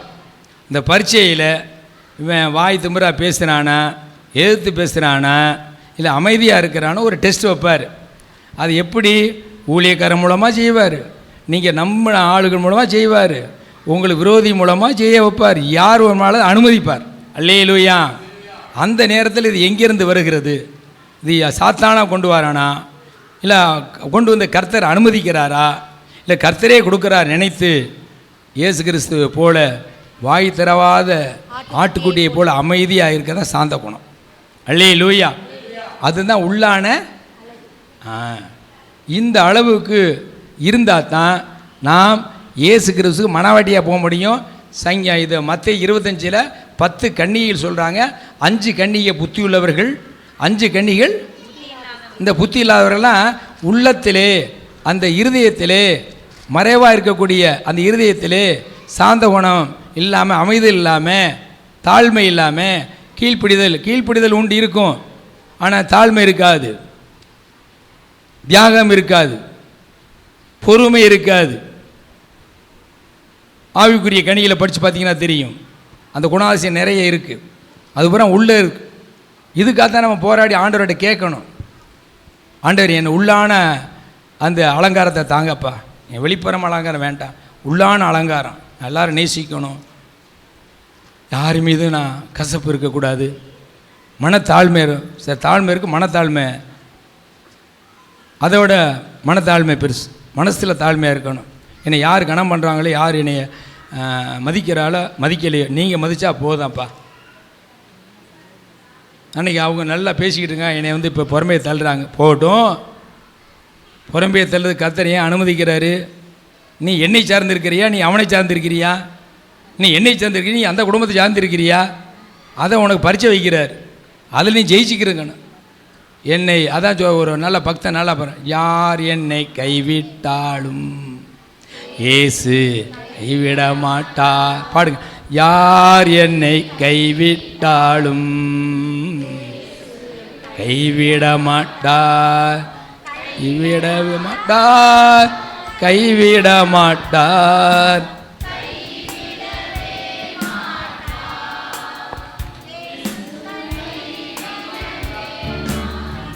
சரி போதும், நேரம் ஆகுது. இப்போ இந்த மாதிரி குணம் யார்கிட்ட இருந்துச்சு தெரியுமா? வஸ்திக்கிட்ட இல்லை, மகா ரூபவதியாக இருந்த வஸ்திக்கிட்ட இல்லை, ரூபவதியாக இருந்த எஸ்தர்கிட்ட இருந்துச்சு. அல்லேலூயா. இந்த குணத்தை கர்த்தர் பார்த்துக்கிட்டு இருக்கிறாரு. ஆகையினால கர்த்தரால் ஆகாத காரியம் ஒன்றுமில்லைங்கிறதுனால மகா வஸ்திரமுள்ள வஸ்தியை தூக்கி எறிந்து விட்டு அரியணையிலே அரசவையிலே ராஜாவுக்கு அடுத்த நிலையில் இருக்கக்கூடிய சிங்காசனத்தில் இருக்கிற வஸ்தியை தூக்கி எறிந்து விட்டு அதே இடத்துல கொண்டு வர்றதுக்கு ஆண்டவரால் முடியாதா?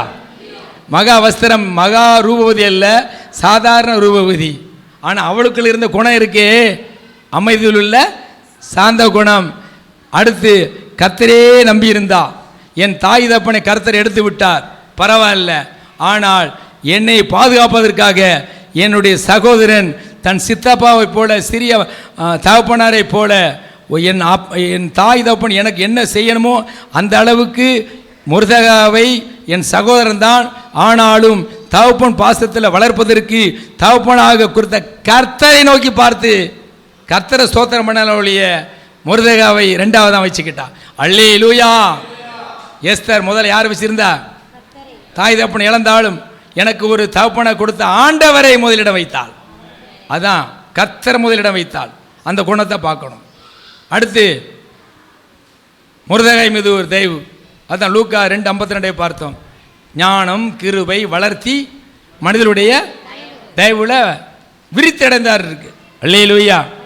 அப்போ மனிதனுடைய தயவு, தேவன் தயவு பாராட்டிட்டார். அப்பா அம்மாவுக்கு பதிலாக சிறு வயதில் இறந்ததுனால இவைகளை பக்தியுள்ள சந்ததியாக வளர்ப்பதற்கு மொர்தெகாவே அப்படின்னு ஆண்டவர் தயவு பாராட்டனே. மொர்தெகா இருதயத்தில் இந்த மகளை நம்ம தங்கச்சி தான், மகளை போல வளர்ப்போம் என்று. அப்போ மனிதனுடைய தயவு நம்பர் 2, முதல்ல தேவனுடைய தயவு, ரெண்டாவது என்னது சொல்லுங்கள் வாயை திறந்து, மனிதனுடைய தயவு. மொர்தெகாய் தயவு இருந்த தயவு பாருனா தானே மகளா எடுத்துக்கிட்டான். அல்லேலூயா. மூணாவது தயவு, இவங்களுக்கு ராஜாவுக்கு ராணி ஆகணும். அதில் பிரதானி என்ற சொல்லுடைய நிறைய தலைவர்கள் இருக்காங்க. அதில் ஒரு தலைவன் அந்த ராஜாவுக்கு ஏகாய், ராஜாவுக்கு அந்த அழகிகளாக வராங்கள அவ்வளோ பேருக்கு சுத்திகரிப்பு செய்யணும். சுத்திகரிப்புனா அழகுபடுத்தணும். அதெல்லாம் ஆவிக்குரியது, பேசுறதுக்கு நேரம் இல்லை, அது வேறு நாட்களில் வாய்ப்பு இருக்கும்னு பேசுவோம்.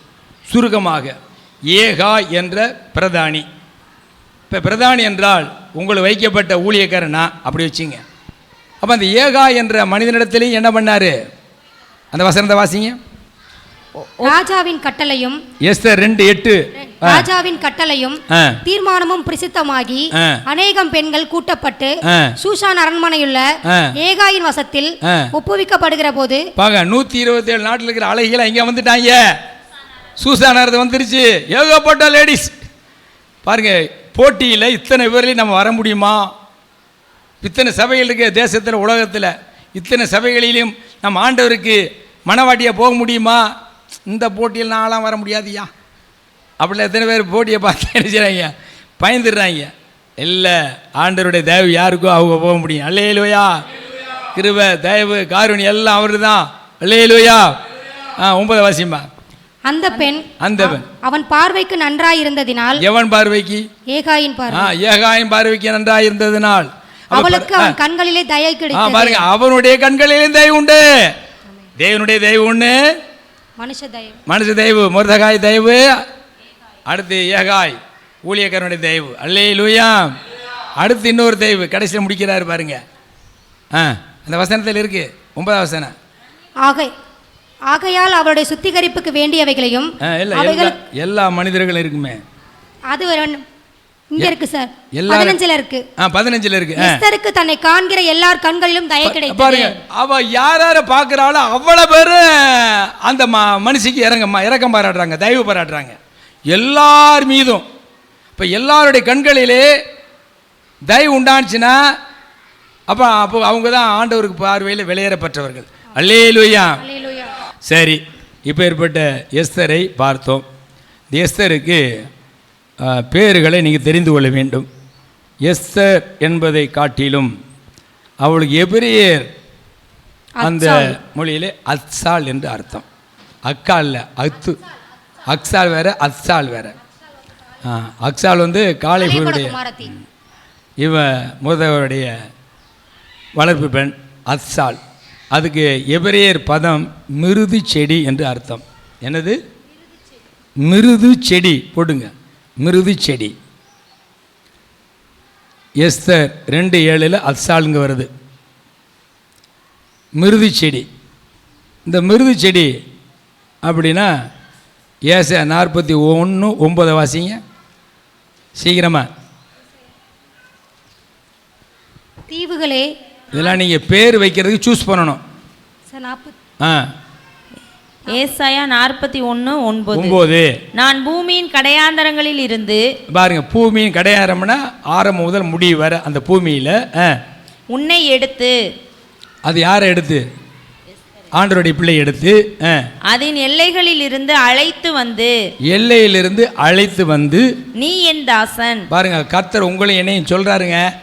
உலகத்தில் எத்தனையோ மக்கள் இருக்கிறாங்க, அதெல்லாம் விட்டுட்டு உன்னை உங்களை என்னை என்ன சொல்றாரு? நீ என் தாசன், நீ என் தாசன், நீ என் தாசி, நீ எனக்கு பிரியமானவள், நீ எனக்கு பிரியமானவன் அப்படின்னு சொல்லிட்டு, நான் உன்னை தெரிந்து கொண்டேன், நான் உன்னை தெரிந்து கொண்டேன், நான் உன்னை வெறுத்து விடவில்லை என்று சொன்னேன். 41:19 வனாந்தரம், வனாந்தரத்திலே கேதுரு மரங்களை பாருங்க. 41 அப்படி சொல்லி நீ என் தாசன் அப்படின்னு சொல்லிட்டு வந்து 19 என்ன சொல்றாரு தெரியுமா? வனாந்தரத்திலே கேதுரு மரங்களையும். பாருங்க, வனாந்தரங்கிறது எது? தண்ணீர் இல்லாத, மக்கள் நடமாட்டம் இல்லாத காடு, பாலைவனம் காடுன்னு வச்சுங்க. அந்த காட்டில் என்ன மரம் இருக்குன்னு பாருங்க. கேதுரு மரங்களும், கேதுரு மரங்களும், சீத்தி மரங்களையும், சீத்தி மரமும், மிருது செடிகளையும். பார்த்தீங்களா? மிருது செடி. அப்ப அத்சாலுக்கு எபிரேய பேர் என்ன வச்சிருக்காங்க? மிருது செடி. மிருது செடி தன்மையை சொல்றேன். அடுத்து சரி போதும். அடுத்து நெகேமியா ஏசி 55:13 வாசி. அதில் ஏசி 55:13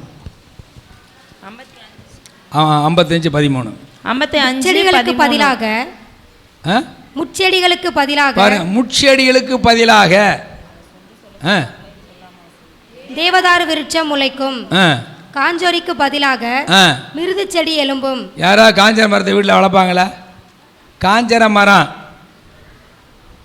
வீட்டில் கிராமத்தில் சண்டை வச்சுன்னா அந்த பிள்ளைய போய் காஞ்சரஞ்செடியை பிடுங்கி சாப்பிட்டு தற்கொலை பண்ணி செத்துறது. காஞ்சரஞ்செடி தெரியாது, இதெல்லாம் தெரிஞ்சுக்கணும். ஊழியக்காரனை வந்தால் மரஞ்செடி இதெல்லாம் வகையெல்லாம் தெரிஞ்சுக்கணும். காஞ்சரஞ்செடி மக்களை கொல்லக்கூடியது, மக்கள் அழிக்கக்கூடியது, தற்கொலைக்கு ஆகிற செடிகள். காஞ்சரஞ்செடி, உன் வீடு காஞ்சரஞ்செடியாக போகட்டும், சாபத்துக்குள்ளானது காஞ்சரஞ்செடி. அதுக்கு பதிலாக என்ன செய்கிறாரா? பார்த்தீங்களா? மிருது செடி ஒரு ஆசீர்வாதமான செடி, ஆசீர்வாதமான ஒரு தாவரம். அல்லேலூயா. சாபத்தை நீக்கி கர்த்தர் ஆசீர்வாதத்தை கொண்டு வருகிறார் மிருது செடி. அடுத்து நெகேமியா 8:14-15 வாசிங்க. நெகேமியா 8வது அதிகாரம் 14-15. அங்கே கூடார பண்டிகை கொண்டாடுகிறார்கள் இஸ்ரவேலர்கள். பண்டிகையில் 7 பண்டிகையில் 8:14-15. அப்பொழுது நியாயப்பிரமாணத்திலே இஸ்ரவேல் புத்திரர் 7ஆம் மாதத்தின் பண்டிகையிலே கூடாரங்களில் குடியிருக்க 7ஆம் மாத பண்டிகையிலே கூடாரங்களில் குடியிருக்க வேண்டும் என்று அந்த கூடாரங்களில் குடியிருக்க வேண்டும் என்று கர்த்தர் மோசேயை கொண்டு கற்பித்த காரியம் ஆண்டவர் கொடுத்த கட்டளை எழுதியிருக்க கண்டார்கள். ஆகையால் எழுதியிருக்கிறபடி கூடாரங்களுக்கு போடும்படிக்கு நீங்கள் மலைகளுக்கு புறப்பட்டு போய் பாருங்க, மலைகளுக்கு புறப்பட்டு போய் ஒலிவ கிளைகளையும். அப்ப பாருங்க, இந்த மலை என்பது உங்களுக்கு தெரியும், பாலஸ்தீன நாட்டில் மலைப்பகுதியில தான் இந்த மிருது செடி அதிகமாக வளரும். அப்போ மிருது செடி என்பது யாருன்னா ஜெபிக்கிற மலை என்ற அனுபவமும் உங்களுக்கு நீங்கள் தெரிந்து கொள்ள வேண்டியது. மலைமேல் இருக்கிற பட்டணம் மறைந்திருக்க மாட்டா என்று ஆண்டவர் இயேசு சொல்லியிருக்கிறார். 6 நாளைக்கு பின்பு இயேசுவானவர் தம்முடைய சீசனாகிய பேதுருவையும் யாக்கோப்பையும் யோவானையும் அழைத்து கொண்டு உயர்ந்த மலையில் போய் அங்கே தான் யார் என்று வெளிப்படுத்தினார், மறுரூபமானார். மலையின் அனுபவம் உச்ச நிலையில் இருக்கிற செபிக்கிற அனுபவம். அல்லேலூயா. இப்போ மிருது செடி எங்கே இருக்கிறது? மலைகளில், பாலஸ்தீன நாட்டில் மலை பள்ளத்தாக்குகளே இருக்கக்கூடியது. அந்த மலை பிரதேசத்தில் இருக்கக்கூடிய அனுபவம் செபிக்கிற. அப்போ மிருது செடி என்ற பெயரின்படியே அந்த அத்சால் செபிக்கிறவளாய், இருதயத்தில் மறைந்திருக்கக்கூடிய சாந்த குணம், அமைதியில் உள்ள குணமுடையவளாய் இருக்கிறதா மிருது செடிக்கு ஆளது. அல்லேலூயா.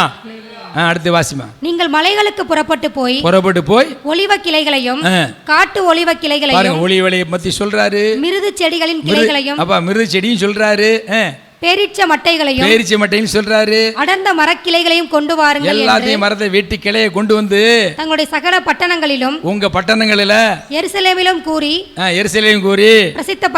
பிரசித்தப்படுத்துங்கப்பா. கூடார மண்டைகளை கட்டி வைங்கப்பா. இது நினைச்சா ஓ மிருது செடியா செபிக்கிற. அல்லேலூயா. ஒளிவு மர கிளையா, இது மருந்து கொடுக்கறது, இது எல்லாத்துக்கும் பயன்படும், இது அழிந்து போகாதது. இப்படி அந்த மரங்களுடைய அம்சங்களை குறித்து கர்த்தர் வச்சிருக்கிறார். இந்த பேரை சூஸ் பண்ணிட்டான், பெயரின்படியே வாழ்ந்தாள். கர்த்தருக்கு மகிமை உண்டாவதாக. கடைசி சகரியா 1:8 வாசிமா. சகரியா 1:8. இதோ இன்று ராத்திரி சிவப்பு குதிரையின் மேல், நல்லா கவனிங்க, சிவப்பு குதிரை மேல் ஏறி இருந்த ஒரு புருஷனை கண்டேன். அவர் பள்ளத்தாக்கில் இருக்கிற மிருது செடிகளுக்குள்ளே நின்றார். மிருது செடி பத்தியா? எந்த செடிகள் நிற்கிறாரு ஐயா சொல்லுங்க. மிருது செடிங்கிறது யாரு? அத்சாலுக்கு வேறு பேர் என்ன? ஒரு பேர் என்ன? அது பின்னாடி சொல்கிறேன். அப்போ யாரிடத்துல அந்த சிவப்பு குதிரை மேல், சிவப்பு குதிரை தான், நம்ம சிவப்பு தான் குதிரை மேல் ஏறி இருந்த ஒரு புருஷனை கண்டேன். அவர் பள்ளத்தாக்கில் இருக்கக்கூடிய மிருது செடிகளுக்குள்ளே நின்றார். மிருது செடிகளில் நின்றார். வேற செடிகள் நிற்கல, மிருது செடிகள் நிற்கிறாரு. மிருது செடியை பற்றி சொன்னேன். மலை பிரதேசங்களிலும் பள்ளத்தாக்கில் இருக்கக்கூடியது.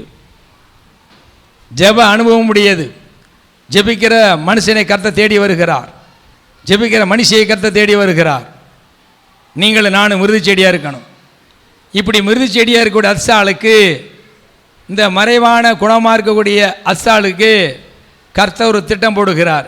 இவளை உயர்ந்த இடத்துல, ராஜாவினுடைய அரண்மனையில் சிங்காசனத்தில் வஸ்தி இருக்கிற இடத்துல என்னவா கொண்டு வரணும்? ராணியாக கொண்டு வரணும். அப்போ இவங்க எங்கே இருந்தவங்க? யூத நாட்டில் இருந்தவங்க. இப்போ எங்கே போயிருந்தாங்க? அடிமையாக பாபிலோன் தேசத்துக்கு போய் சில காலம் வாழ்ந்தாங்க. அதற்கடுத்து மேதிய பெர்சிய ராஜ்யம் வந்தது. அந்த பெர்சிய நாட்டிலே இருக்கிற சூசா நகரில் இவர்கள் எஸ்தரை கண்டுபிடிச்சி போன உடனே அவளுக்கு பேர் என்ன மாற்றினாங்க தெரியுமா? பெர்சிய பேர் எஸ்தர். அதுக்கு என்னது? நட்சத்திரம் என்று அர்த்தம், ஜொலிக்கிறது. அல்லேலூயா. அப்போ எபிரேயர் பேர் மிருது செடி, ஆனால் கிரேக்கிய பேர் எஸ்தர். அதாவது பெர்சிய பேர் எஸ்தர், நட்சத்திரம் என்று அர்த்தம். சரி, இது எப்படின்னா இந்த செடி கரும் பச்சையாகவும் பூ வெண்மை நிறமாக இருக்கும். இந்த வெதுமை அது பேர் என்ன, மிருது செடியினுடைய மரம் இலையெல்லாம் பச்சை நிறமாக கரும்பச்சையாக இருக்கும். இன்னொன்று பூ எப்படி இருக்கும், வெண்மையாக இருக்கும். இதுதான் அதனுடைய தன்மை. இதில் இருக்க வரக்கூடிய கனிகளை மக்கள் புசிப்பார்கள். அல்லேலூயா. அப்போ ஆவிக்குரிய கனியாகிய உங்களுக்கு தெரியும், அன்பு, சமாதானம், சந்தோஷம், தயவு, நற்குணம், நீடிய பொறுமை, விசுவாசம், சாந்தம், இச்சையடக்கம் என்று சொல்லக்கூடிய 9 குணாதிசயங்களும் இந்த மிருது செடியிலே இருக்கிற கனியிலே இருப்பதனால மக்கள் அதை போய் புசிப்பார்கள் என்று அந்த நாட்டு வரலாறுகள் சொல்லுகிறது. அல்லேலூயா. கர்த்தருக்கு ஸ்தோத்திரம், நன்றி செலுத்துகிறோம். அல்லேலூயா. இதுவரைக்கும் நம்ம எஸ்தரை பார்த்தோம். இப்போ நம்ம பார்க்க வேண்டியது, இது நேரம் பத்தாது, அதனால் வருகிற நாட்களில் இந்த மாதுளஞ்செடி வெடித்த மாதுளம்பழத்தில் போலி இருக்குன்னு உன் முக்காட்டி நடுவே உன் கன்னங்கள் வெடித்த மாதுளம்பழம் போல் இருக்கிறது என்று சாலமோன் தன்னுடைய மனவாட்டியாகிய சூனேமையாலே சொல்கிறா. ஆனால் அவள் அதெல்லாம் ஏற்றுக்கிறதில்ல. போயா நீ, உன்னைய காட்டில என் நாத்துமனேசர் ஆண்டவரை உயர்த்தி பேசுகிறா. உன்னுடைய 700 பொண்டாட்டி 300 வப்பாட்டி இருந்தானே, அதை காட்டிலும் என் ஆண்டவர், உண்மையுள்ள ஆண்டவர், ஆத்மநேசர் யார்? கர்த்தரா இயேசு கிறிஸ்துவை பற்றி சூனேமியாலேருந்து என் நேசத்தை, என் இருதயத்தை அவருக்கு தான் கொடுத்தேன். உனக்கு இல்லைன்ட்டு நீ ராஜா இருந்தானே அரண்மனை வாழ்க்கைனால டோன்ட் கேர் அப்படின்னு போயிட்டான். சரி போகட்டும். இவர் ஒரு பாட்டை அப்படியே வர்ணிச்சு எழுதியிருக்கிறார். ஆத்மநேசர் இயேசு கிறிஸ்த மணவாளனும் மணவாட்டி ஆகிய திருச்சபை மக்களை குறித்து எழுதியிருக்கிறார். அல்லேலூயா. சரி, இப்போ அந்த எஸ்தர், அந்த குணாவதியான எஸ்தர், அந்த வெடித்த மாதுளம் பழத்துக்குள்ளே இருக்கக்கூடிய அந்த குணங்களை நம்ம பார்க்க போகிறோம். முதல்ல உயர்வுக்கு ஆண்டவர் சொல்கிறார்ல, உயர்வுக்கு எது முக்கிய தேவை? Very good. அல்லேலூயா. ஆராதனையிலே ஆவியானவர் பேசினார், தாழ்மை. அந்த எஸ்தரின் தாழ்மையின் தலைப்பு போட்டுங்க, எஸ்தரின் தாழ்மை.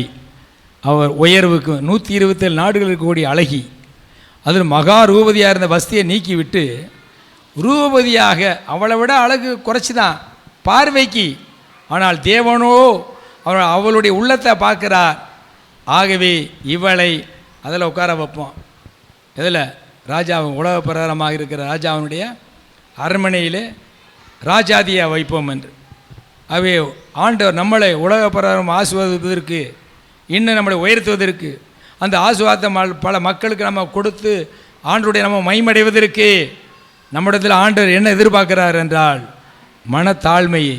எஸ்தர் எப்படி தன்னை தாழ்த்திக்கிட்டாலோ, எவ்வளவு ராஜா அரண்மனையில் இருந்தாலும் அந்த பெருமைங்கிற இடமே கொடுக்கலை. எல்லாம் தாழ்மை. தாழ்மைக்கு என்ன எடுத்துக்காட்டு? கீழ்ப்பிடிதல் என்ன? அவனை மேலான ஆட்கள் ஒரு காரியத்தை சொல்லுகிறது, அப்படியே கீழ்ப்படுகிறத பார்க்குறோம்.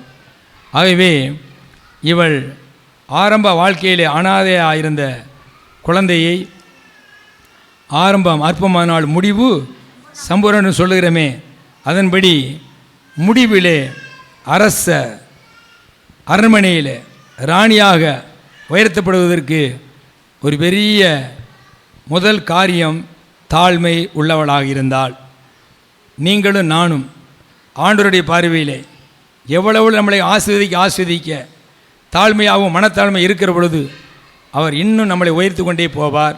கர்த்தருடைய நாமம் மகிமையடைவதாக. அல்லேலூயா. எஸ்தர் 2:20 வாசிங்க.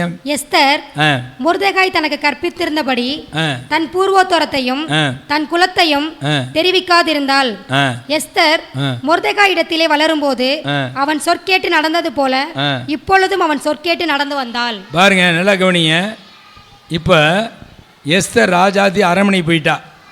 போனாலும் நான் ராஜாவுக்கு அடுத்த நிலையை வந்துட்டு, அரசி என் சொல்படி தான் கேட்கணும் சித்தப்பா அண்ணே அப்படின்னு சொல்லலை.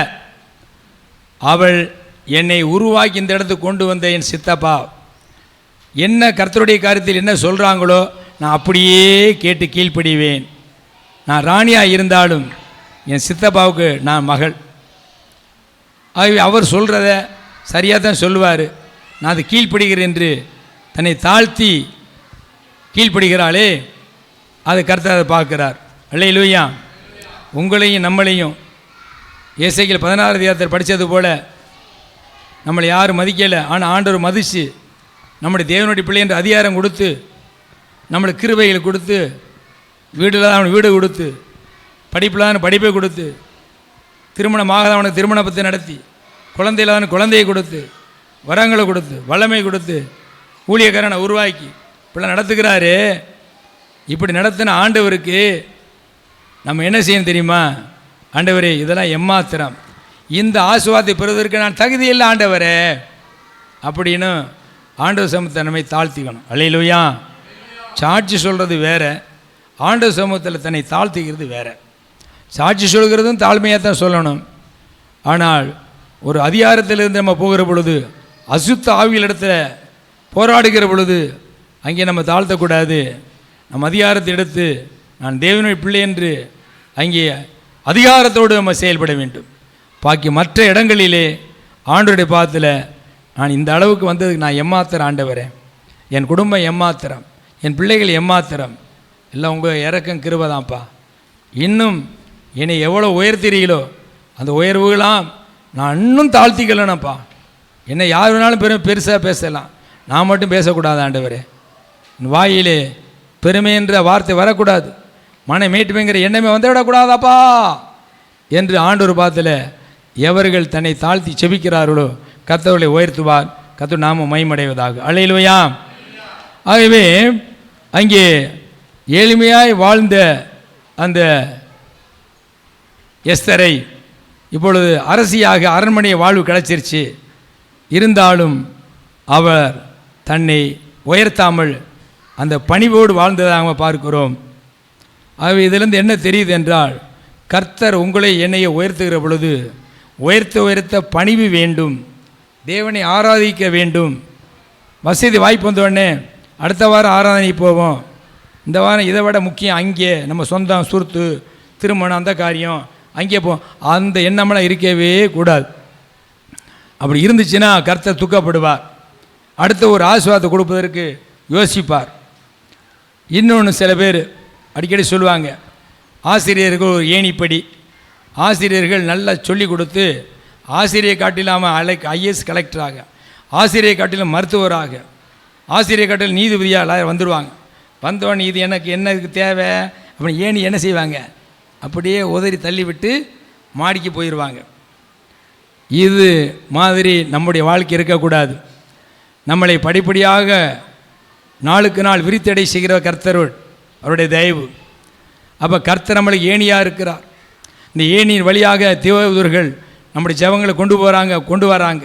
இந்த ஜெபத்தை கர்த்தர் கேட்கிறார். யாக்கோபு அப்படி தான் தரிசனத்தை பார்க்குறார். ஆனால் அந்த ஏணி மேலே நுனியில் இருந்தவர் ஆண்டவராகிய இயேசு கிறிஸ்து கர்த்தர். அது மாதிரி நம்மளுக்கு தேவன் ஏணியாகவும் ஏணியின் மேல் வீற்றிருக்கக்கூடிய பிதாவை தேவனுடைய வலதுபுறத்தில் வீற்றிருக்கக்கூடிய ஆண்டவர் இயேசு கிறிஸ்து நம்மளுக்கு பரிந்து பேசிக் கொண்டு இருக்கிறார்.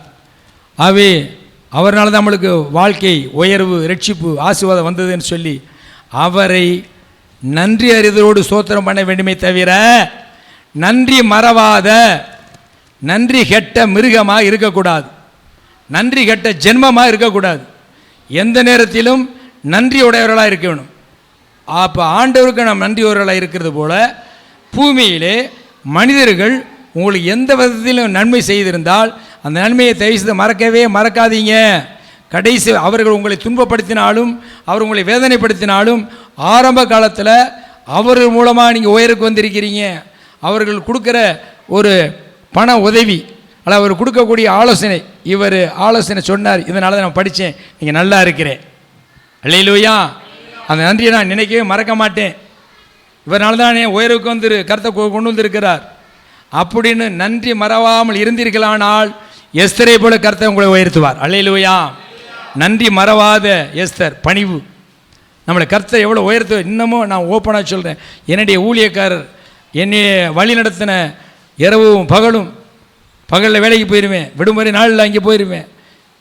ரசிக்கப்பட்ட சில காலம் ஒரு சகோதரனை கூட்டி கொண்டு வந்து என் வீட்டிலே அநேக இரவுகள் விழிப்பு ஜரமமாக சாட்சிகள், வேத தியானம், அநேக இரவுகள் தன்னை தியாகமணியனை உருவாக்கினார். போகிற இடங்களெல்லாம் அவரை குறித்து சாட்சி சொல்லிக்கிட்டு இருக்கிறேன். அவருடைய சில குறைகள் குற்றங்கள் உண்டு. ஒரு காலத்தில் பேசினேன், இப்போ அதெல்லாம் பேசாதப்பா, ஆண்டவர் என்னை திருத்தி இருக்கிறார். என்னை உருவாக்கின ஊழியரை நான் இன்னும் கனம் பண்ணிக்கிட்டு இருக்கேன். போகிற இடமெல்லாம் அவர் உயர்த்தி தான் பேசுகிறேன். அன்றைக்கி அவர் எனக்கு என் வீட்டு மனைவிக்கும் பிள்ளைக்கும் சத்தியத்தை சொல்லாமல் ஏதோ அன்னைக்கு சபை இல்லை, ஒரு ஜெப குழுவாக நடத்தினார். இன்னமும் நான் அவருக்கு நன்றி உடையவனாக இருக்கிறேன்.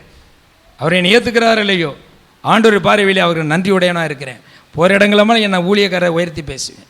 இதே ஸ்தலத்தில் அன்புதாசி ஐயா அவர்கள் என்னை பிரதிஷ்டை பண்ண வேண்டும். அவர் தான் அப்போஸ்தலர். ஆனால் என்னை ஆவிக்குரிய தகப்பன் என்னை வழிநடத்தினவர் பிரதர் சகாயராஜ் சொன்ன உடனே அவர் தான் ஆவிக்குரிய தகப்பன்ட்டார். அவர் தான் மனதார கரங்களை தலையில் வச்சு ஆசீர்வதிக்க வேண்டும், அதைத்தான் கர்த்தர் அங்கீகரிப்பார்னு சொல்லி அவரைத்தான் கையை வச்சு என்னை ஜெபிக்க வைத்து பிரதிஷ்டை பண்ண வச்சார். அப்புறம் தான் அன்புதாஸ் ஐயா, ஆனந்த ஐயா வச்சு அவன் பண்ணாங்க. நன்றியுடையவர்களாக இருக்கணும். அப்பேற்பட்ட பரிசுத்தவான்கள், ஊழியர்கள், தேவர்கள் மத்தியிலே என் ஊழியக்காரனை கர்த்தர் உயர்த்தி பேச வைத்தார். அதனால் இன்றைக்கி கர்த்தரை ஆசிரிச்சுக்கிட்டு இருக்கிறார்.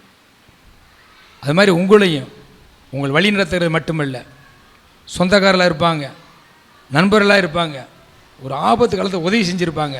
அந்த உதவியை கடைசி சாகர வரைக்கும் என்ன செய்யக்கூடாது, மறக்கக்கூடாது. நன்றி. அவங்க உங்களை புறம்பே தள்ளலாம், ஆனால் கர்த்தர் பார்வையில் நீங்கள் அவருக்கு நன்றியோடையெல்லாம் இருக்கணும். அல்லேலூயா. இன்னமும் நான் உங்களை நேசிக்கிறேன். நீங்கள் என்னையை விற்கலாம். இந்த கட்டடத்தை கட்டுவதற்கு இந்த வாலிபர்கள் மோகன், ஜெகதீஷன், வினோத்து, ராமச்சந்திர, மோசஸு, அப்புறம் வேறு யாருப்பா, பிரவீனா. அப்போல்லாம் பிரவீன் வரல, தாராளம் அப்போல்லாம் சின்ன பையடா. இவங்கெல்லாம் என்ன செஞ்சாங்க, இந்த மண் அடிக்கையில் நல்லா பண்ணாங்க. அடுத்து ஸ்தேவன் பிரதர், யாரும் செய்யாத அன்னைக்கு 2014 ஆண்டு 75,000 ரூபா பெருமான பெயிண்டிங் முழுதும் அவர் பொறுப்படுத்திக்கிட்டார். அன்றைக்கி வருமானம் அவருக்கு இல்லை. இன்னமும் நான் அவருக்கு நன்றியோடு இருக்கிறேன். நீங்கள் கொடுக்குற தசமம் பாகம், நீங்கள் கொடுக்குற காணிக்கை, அது மூலம் அந்த ஊழியம் வளருது. அதுக்கு நான் நன்றியோடு இருக்கிறேன். நான் யாரையும் வெறுக்கலை. நீங்கள் நினச்சிக்கலாம் என்னை ஓரம் கட்டிட்டார், வெறுக்கிறான். அல்ல, ஓப்பனாக சொல்லேன், நான் எல்லாரையும் நேசிக்கிறேன். உங்களுடைய குணாதிசயங்களை மாற்றிக்கொள்ளுங்கள், எஸ்தேர்படியை மாற்றிக்கொள்ளுங்கள். கடைசியில் நியாயத்திற்படி நிற்கணும். அவை நன்றியுடையவர்களாக மாறுங்கள். எஸ்தருக்கு ஆண்டு உயர்வது போல கர்த்தர் நம்மளை உயர்த்துவார். அல்லேலூயா, அல்லேலூயா. ஆகவே தயவுகூர்ந்து ஆண்டு விரும்புகிற விருப்பம் இந்த தாழ்மை, நன்றியுடையவர்களாக இருக்கணும். இப்போ சில காரியங்களை வேதத்தில் எடுத்து சொல்லிட்டு போகிறேன். ஆபிரகாம், அழைக்கப்பட்ட ஆபிரகாம், அழைக்கப்பட்ட சாராள் வாராங்க. பிள்ளை இல்லை, ஏதோ உதவிக்கு ஆகார ராஜா கொடுத்தான். கர்த்தர் அனுமதிச்சார். கர்த்தர் கொடுக்கல, ராஜா கொடுத்தான். எகிப்து ராஜா வந்தா. சரி, குழந்தை இல்லை, சாராள் இறக்கப்பட்டு, அட எனக்கு தான் பிள்ளை இல்லைப்பா, நீ என் சக்காலத்தை ஆகிட்ட, ஒரு பிள்ளையை பெற்று கொடுப்பா அப்படின்ட்டா. என் புருஷனுக்கு பிறக்கிறத நான் ஏற்றுக்கிறேன்ட்டா. இறக்கப்பட்டு கொடுத்தா இல்லை, அந்த கர்ப்பிணி ஆகணும். என்ன ஆகுது, யார் கர்ப்பிணி ஆகிட்டா? ஆகார் ஆன உடனே, கொஞ்சம் வயிற்றுக்குள்ள பிள்ளை வந்த உடனே யாரை ரொம்ப அவமானமாக சொல்கிற பேசுறது? அதிகாரம் 16:8, 16:4. தன் ஆட்சியாரை அற்பமாக எண்ணினாள். யார் உயர்வு?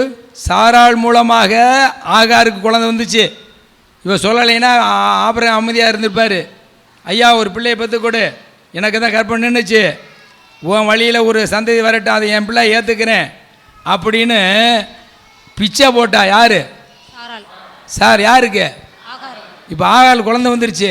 ஏய், அப்போ பத்தியா, எனக்கு குழந்தை வந்துருச்சு, கர்த்தர் என்னோட இல்லையா? உனக்கு இத்தனை வருஷம் ஆகி கல்யாணம் பண்ணி இத்தனை வருஷம் பிள்ளை இல்லை, உன்னோட கர்த்தர் இல்லைப்பா, என்ன கர்த்தர் இருக்கிறாரு. பெருமை, மனை மேட்டிமை, வந்துச்சு. இது யார் பார்க்குறா சொல்லுங்களே?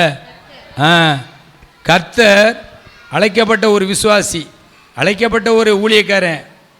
வரங்கள் வல்லமை இல்லாமல் இருக்கலாம், ஆனால் அழைக்கப்பட்ட ஊழியக்காரன், அழைக்கப்பட்ட மூப்பர், அழைக்கப்பட்ட லீடர்ஸ், தலைவர்கள், அவரில் சில வரங்கள்லாம் இல்லாமல் இருக்கலாம். ஆனால் விசுவாசிகள் அந்த வரத்தை கொடுத்துருவார். கொடுத்த உடனே இவங்க தான் சத்தியம் சொல்லியிருப்பாங்க, நீ அப்படி ஜெபம் பண்ணணும், அப்படி அபிஷேகத்தில் நிரம்பணும், வா அந்த மீட்டிங்கு வா, இங்கே வான்னு இங்கே வந்து தீர்க்கதரிசன வரத்தை கொடுத்துருவார். எங்களுக்கு தீர்க்கதரிசன வரம் இல்லை. இந்த கூட்டத்துக்கு வான்னு வந்து ஆர்கனைஸ் பண்ணுறாங்கள, கலந்து கொள்கிறாங்களே, அவங்களுக்கு ஆண்டவர் என்ன செய்கிறாரு? தீர்க்கதரிசனத்தை கொடுத்துறாருன்னு வச்சிங்களேன். ஆகா, என்னை கொண்டு கர்த்தர் தரிசனமாகிறார், தீர்க்கதரிசனம் பேசுகிறார். நீங்கள் இத்தனை வருஷம் ஆச்சு, ஊழியக்காரனாச்சு, தலைவராச்சு, மூப்பராச்சு, உங்களுக்கு ஒன்றும் இல்லையே, நீங்கள் என்ன சொல்கிறது, நான் என்ன கேட்குறது? இப்படிலாம் எண்ணிக்கிட்டு இருந்தா என்ன நடக்கும் தெரியுமா? வனாந்தர வாழ்க்கை தான். என்னாச்சு? பயங்கர நெருக்கடி, கோச்சிடு ஓடுறா.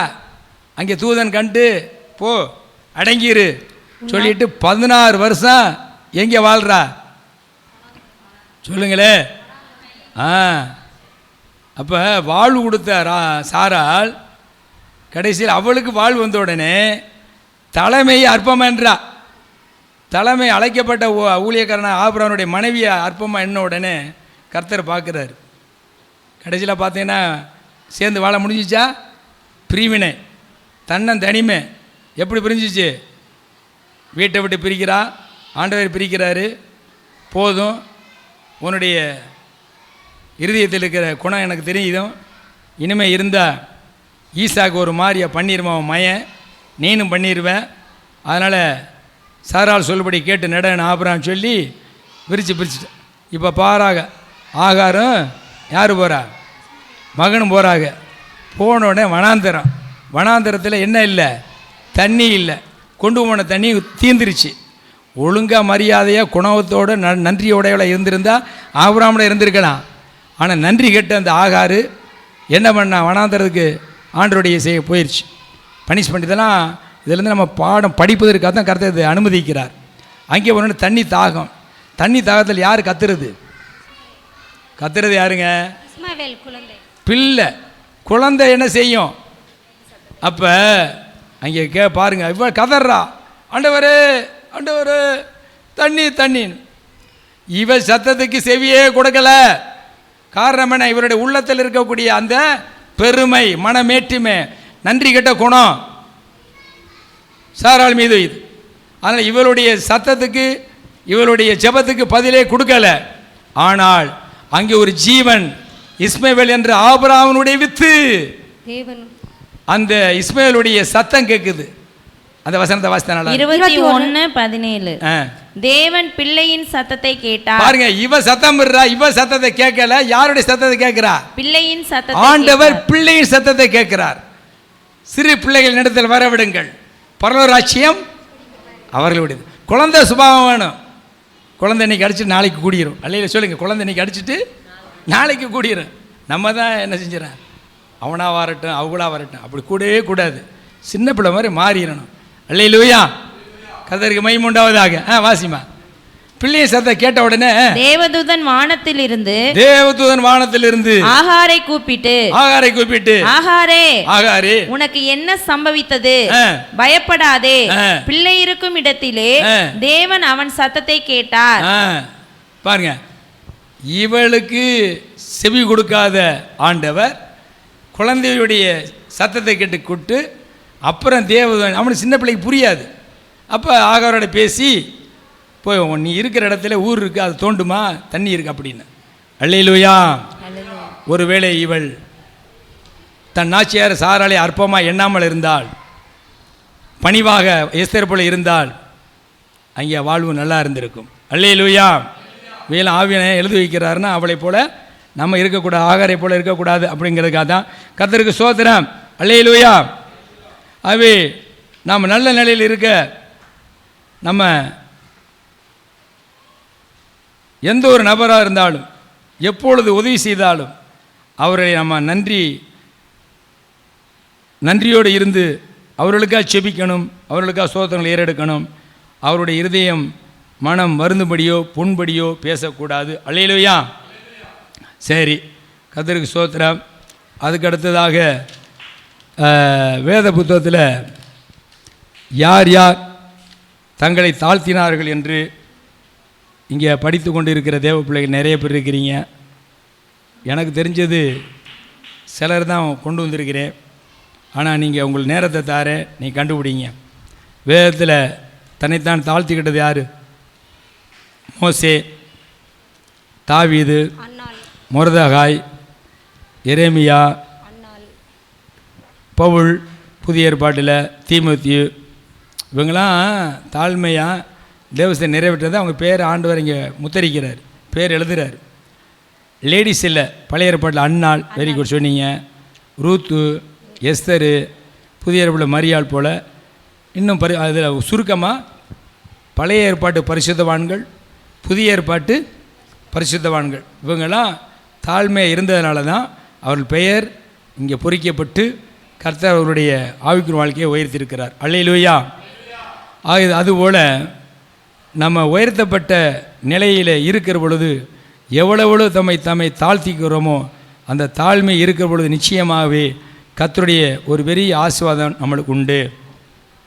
இப்போ பழைய ஏற்பாட்டு காலத்தில் உயர்த்தாமல் பெருமை பிடிச்ச ஆட்களை சொல்லுங்க அப்போ. எடுத்தோட நெபுகத்நேச்சர் அங்கே ஆதியாமத்திலிருந்து வாங்கப்பா, எடுத்தோடனே சொல்லுவீங்க. நான் ஒரு பெருமை பிடிச்சேன். காய் எரிச்சல், நான் சொல்கிறது பெருமை பிடிச்சவன். அப்பா இதெல்லாம் நல்ல ஆன்சர் சொல்கிற, ஆண்டவருக்கு பயன்படுப்பா. Lucifer number 1, very good. அடுத்து சவுல். நான் கேட்குறது பெருமை. சவுலுக்கு இல்லை, படிக்கும் பொழுது அப்படி படிக்கணும். வானலாவ பாபேல் கோபுரத்தை கட்டினானே பேரு நிமிரோத். நிமிரோத் தன் பேரை வானலாவ பேர் கட்டி ஜனங்கள் வெளியே போகாதபடி தனக்கு தனக்கு தன் நாமத்துக்கு தனக்குன்னு ஒரு கோபுரம் கட்டணும் அப்படின்னு சொன்னால யாரு? நிமிரோத். இப்போ லூசிபர், நிமிரோத்து. அடுத்து ராஜாக்கள் இதில் உசியா ராஜா, உசியா ராஜா. அடுத்து இப்போ சொன்னதில்ல நெபுகத்நேச்சர். இவங்கெல்லாம் என்ன பண்ணாங்க? படைத்த கடவுளை ஆசீர்வதித்த தேவனை விட்டு தன்னை புகழ்ந்தார்கள், தன்னை மேன்மைப்படுத்தினார்கள். அவர்களுக்கெல்லாம் என்ன ஆச்சு? இப்போ அப்படிதான், தன்னை தாழ்த்துகிறவன் தன்னை உயர்த்துகிறவன் எல்லாம் தாழ்த்தப்படுது. அது வேதத்தில் படித்து பார்த்தீங்கன்னா தெரியும். அல்லேலூயா. ஆகவே உங்களை யார் சுவிசேஷம் முதல்ல உங்களை அறிவிச்சது? அவர்கள் நினச்சி அவர்களுக்காக நீங்கள் துதிங்க, ஸ்தோத்திரம் பண்ணுங்க. இவர் எனக்கு சுவிசேஷம் அறிவிக்கப்படாவிட்டால் என்னுடைய வாழ்க்கை எப்போ போயிருக்கும், எப்போ நான் தற்கொலைக்கு போனேன். அந்த நேரத்தில் ஆண்டவரோ இரக்கம் பாராட்டி இந்த மனுஷியை இந்த மனுஷரை அனுப்பி எனக்காக ஜெபம் பண்ணாங்க, எனக்கு விடுதலை ஆயிடுச்சு, அப்போ சபைக்கு கொண்டு வந்தாங்க, நீங்கள் நல்லா இருக்கிறேன். அப்போ அவர்களை நீங்கள் இருதயத்தை வேதனைப்படுத்தக்கூடாது. அல்லேலூயா. கர்த்தர் பார்க்குறார். அடுத்து உங்களுக்குன்னு ஒரு மேய்ப்பனை கொடுத்துருக்கிற ஊழியர் நடத்திப்புக்காரன். அந்த நடத்திப்புக்காரன் ஊழியர்களுக்கு நீங்கள் கீழ்ப்படிய வேண்டும். அவருடைய இருதயத்தை வேதனைப்படுத்தாதபடி நீங்கள் பேசவோ என்னவோ கூடாது. கர்த்தர் நீதி உள்ளவர், கர்த்தர் நீதி உள்ளவர். ஒரு புத்தகத்தை படித்தேன், ஒரு பரிசுத்தவான் எழுதினார். நல்ல அதே அவருடைய திருச்சபை கீழே இருந்த ஒரு ஊழியர், உடன் ஊழியர் உதவி ஊழியரோன்னு தெரியல, அவர் காலத்தில் அந்த ஊழியர் நிமித்தம் ஜெபம் பண்ணி அவருடைய வாழ்க்கையை தருத்திறந்த வாழ்க்கையை நல்ல செல்வ செழிப்பாக வந்துருச்சு. ஒரு ஃபேக்ட்ரி வச்சுருந்தாராம். என்னன்னு தெரியல, திடீர்னு அவருடைய ஊழியக்காரருக்கு விரோதமாக பேசி பேசி அவருடைய வேதனை அவர் இருதயத்தில் வேதனைப்படுத்தினாராம். அப்போ வேதனைப்படுத்துகிற பொழுது அந்த ஊழியர் தாங்க முடியலை. அப்போ ஆண்டவர் பக்கத்தில் ஜெபம் பண்ணாராம். ஜெபம் பண்ண உடனே ஒரே வாரத்தில் அவருடைய ஃபேக்ட்ரியில் ஏதோ ஒன்று வெடித்து அவனுடைய இரும்பு தொண்டையில் பட்டு அப்படியே மரித்து போய்விட்டார் என்று அந்த புத்தகத்தில் அந்த ஊழியர் எழுதுகிறதை சாட்சியை படித்தேன். அப்போ என்ன சொல்கிறார் அதில்? உங்களை நடத்திப்புக்காரர்கள் உங்களை உங்களுக்குன்னு கர்த்தர் ஒரு பிரதானியாக, ஒரு மேய்ப்பனாக, ஒரு கண்காணியாக வைத்திருக்கிறாரே, அவர்களுடைய இருதயம் வேதனைப்படாதபடி நீங்கள் நடந்து கொண்டாலே போதும். வேதனைப்பட்டால் ஆண்டவருடைய பிரதிநிதியாக, தேவனுடைய பிரதிநிதியாக, தேவன் நிற்கிற இடத்துல அவருடைய பிரதிநிதியாக வைத்திருக்கிற அந்த ஊழியக்காரன், அந்த கண்காணியன், அந்த நபர் வேதனை அவரை குறித்து நீங்கள் வெளியில் பேசினீங்கன்னா தேவன் சும்மா இருக்க மாட்டார். நான் இது வரைக்கும் நான் அப்படி ஜெபிக்கலைங்க. நான் அது ஏன்னா எனக்கு கொடுக்கப்பட்டது யாரையும் நீ என்ன செய்யக்கூடாது, சபிக்காத. நான் இன்னமும் இந்த கரத்துக்கு எப்படி ஜெபம்னு தெரியும். ஆண்டவரே, இந்த கரம் ஆசீர்வதிக்கிற கரம், யாரையும் சபிச்சிடக்கூடாது. இந்த கரத்தினுடைய வல்லமை எங்கெங்கே போதோ அங்கெல்லாம் கரத்தை நீட்டுக்கிற அற்புத அடையாளம் நடக்கணும். வியாதி உள்ள குணமாகணும், பிசாசு பிடித்தல் விடுதலாகணும், பாவத்தில் சாபத்தில் இருக்கிறவங்க விடுதலாகணும், கஷ்டப்படுறவங்க ஆசீர்வதிக்கும் பொழுது வருமானத்தில் பெருக்கணும். இந்த கரத்தை நீட்டி ஜெபிக்கிறவர்கள் பரிசுத்தாவை பெற்றுக்கொள்ளணும், அன்னி பேச கிடைக்கணும். இதுதான் இந்த கரத்துக்கு நான் ஜெபம் பண்ணுறது. அல்லேலூயா. யாரையும் சபிக்கிறதுக்கு என்னை ஆண்டவர் இங்கே கொண்டு வரலை. ஆகவே இதை நீங்கள் தெரிந்து கொள்ள வேண்டும். ஆண்டவர் பார்த்துக்குவார். நம்ம பார்வையிலே ஒருவேளை நாம் அவருடைய இந்த எஸ்தரை போல குணாதிசயம் இல்லாமல் ஆகார போல குணாதிசயம் இருந்துச்சுன்னா இந்த நாளிலும் கர்த்தர் மன்னிக்கிறவராக இருக்கிறார். அல்லேலூயா. இந்த நாளிலே அப்படி தாழ்மை இல்லாமல் நம்மளை செய்த நன்மை செய்தவர்களுக்கு தீமை செஞ்சுருக்கிறோமா, அல்லது அவங்க பேரை கெடுத்துருக்கிறோமா, அல்லது அவர்களுக்கு நன்றி உடையவர்களாக வாழ்ந்துருந்தோம்னா கர்த்தருக்கு ஸ்தோத்திரம். ஒருவேளை நன்றி செலுத்தாமல் இருந்திருந்தோம்னா, அவளை பார்த்தும் பார்க்காம போயிருந்தோம்னா, பார்த்தும் பேசாமல் இருந்திருந்தோம்னா, இந்த நேரத்தில் ஆண்டவரே என்னை மன்னிங்கப்பா, இந்த காரியத்திலேருந்து விடுதலை கொடுங்க, நான் இப்பொழுது மனம் திரும்புகிறேன், என்னை நீங்கள் ஆசீர்வதிங்கப்பா. எஸ்தருடைய குணாதிசயம் எனக்கு தாங்க. தன்னைத்தனே தாழ்த்தினான். நல்ல உயர்வு நிலையில் வந்த ராஜா அரண்மனையில் வந்த பொழுதும் மொர்தெகாய் சொல் வார்த்தைக்கு கீழ்ப்படிந்தாலே, நான் ஒரு ராஜாவுக்கு ராணி, என் சொல்படி தான் நீங்கள் கேட்கணும் என்று அவள் மதுரை வார்த்தை சொல்லவே இல்லை எஸ்தர். அங்கிருந்து வந்த பதில், சரி நான் அப்படியே உபவாசம் இருக்கிறேன், நீங்களும் மக்களை கூட்டுங்கள், நீங்களும் யூத ஜனங்கள் காப்பதற்காக ஜெபம் பண்ணுங்க, நானும் என் தாதியாரும் அரண்மனையில் உபவாசம் போட்டு ஜெபம் பண்ணுறோம், ஒரு மனம். அதுதான் ஆண்டவர் பார்க்கிறார். அப்படிப்பட்ட இருதயத்தில் அந்த எஸ்தரில் இருக்கிற இருதய மறைவான அமைதியுள்ள சாந்த குணம் உள்ள அதில் ஒரு குணம் தாழ்மை. அந்த தாழ்மையிலே ஆண்டவரே நான் ஒப்பு கொடுக்கிறேன். ஒருவேளை என்னுடைய பேச்சில், என்னுடைய பார்வையிலே, என்னுடைய நடக்கையிலே, ஆண்டவரே எண்ணங்களிலே சில நேரம் நான் பெருமை கொண்டு எண்ணிட்டேன், அதை மன்னிச்சிருங்கப்பா. இனிமேல் அந்த எண்ணங்களுக்கு நான் இடமே கொடுக்கக்கூடாது. ஏசப்பா இரக்கம் பாராட்டுங்க. எஸ்தருடைய அந்த குணாசி எனக்கு தாங்க. அதை காட்டிலும் பிலிப்பு 2வது அதிகாரத்தில் எழுதப்பட்ட 5வது வசனத்திலிருந்து 10 வசனத்திற்கு கூடிய கிறிஸ்துனுடைய அந்த சுபாவம், கிறிஸ்துனுடைய குணாதிசயம் எனக்கு வேணப்பா, உம்முடைய குணாதிசயம் எனக்கு தாங்கப்பா. அப்பொழுது நான் உயர்த்தப்படுவேன், அப்பொழுது உம்முடைய விருப்பத்தை நிறைவேற்றுவேன், அப்படி உம்முடைய சித்தத்தை நான் நிறைவேற்றுவேன். என்னை கை விட்டுறாதீங்கப்பா, இந்த சபை மக்களை கை விட்டுறாதீங்க ஆண்டவரே. ஆண்டவரே உம்முடைய பிள்ளைகள் ரட்சிக்கப்பட்ட நாளிலிருந்து தேவனுக்கு கீழ்ப்படிந்து தேவனை ஆண்டவர் கொடுக்குற ஆசீர்வாதத்தில் தசமமாக காணிக்க உதாரணமாக கொடுக்குறாங்க. ஆலயத்துக்கு இது கர்த்தருடைய ஆலயம் என்று நினைத்து கொடுக்குறாங்கப்பா. அடே இது ஒரு மனுஷனுக்கு அல்ல, தேவனுக்கு செய்கிறாங்கப்பா.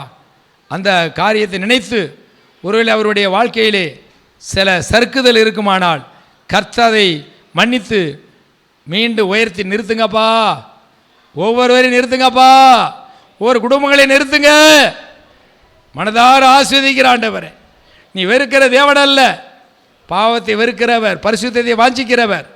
பாவி என்று நீ தள்ளிவிடாமல் பாவியை நேசித்து அந்த பாவியில் இருக்கக்கூடிய பாவத்தெல்லாம் இயேசுக்கு ரத்தத்தாலே கழுவப்பட்டு பரிசுத்தாவிகளை சுத்திகரிக்கப்பட்டு தேவ சாயலாக மாற்றி வருகிறீரே, அந்த தேவ சாயல் நாளுக்கு நாள் நாங்கள் மறுரூபம் அடைய வேண்டும் என்று செபிக்கிறோம் அப்பா. ஆண்டவரே இரக்கம் பாராட்டும், கிருபை உண்டாகட்டும். இயேசு கிறிஸ்து நாமத்தில் எங்களை தாழ்த்தி செபிக்கிறோம் பிதாவே, ஆமேன். அல்லேலூயா.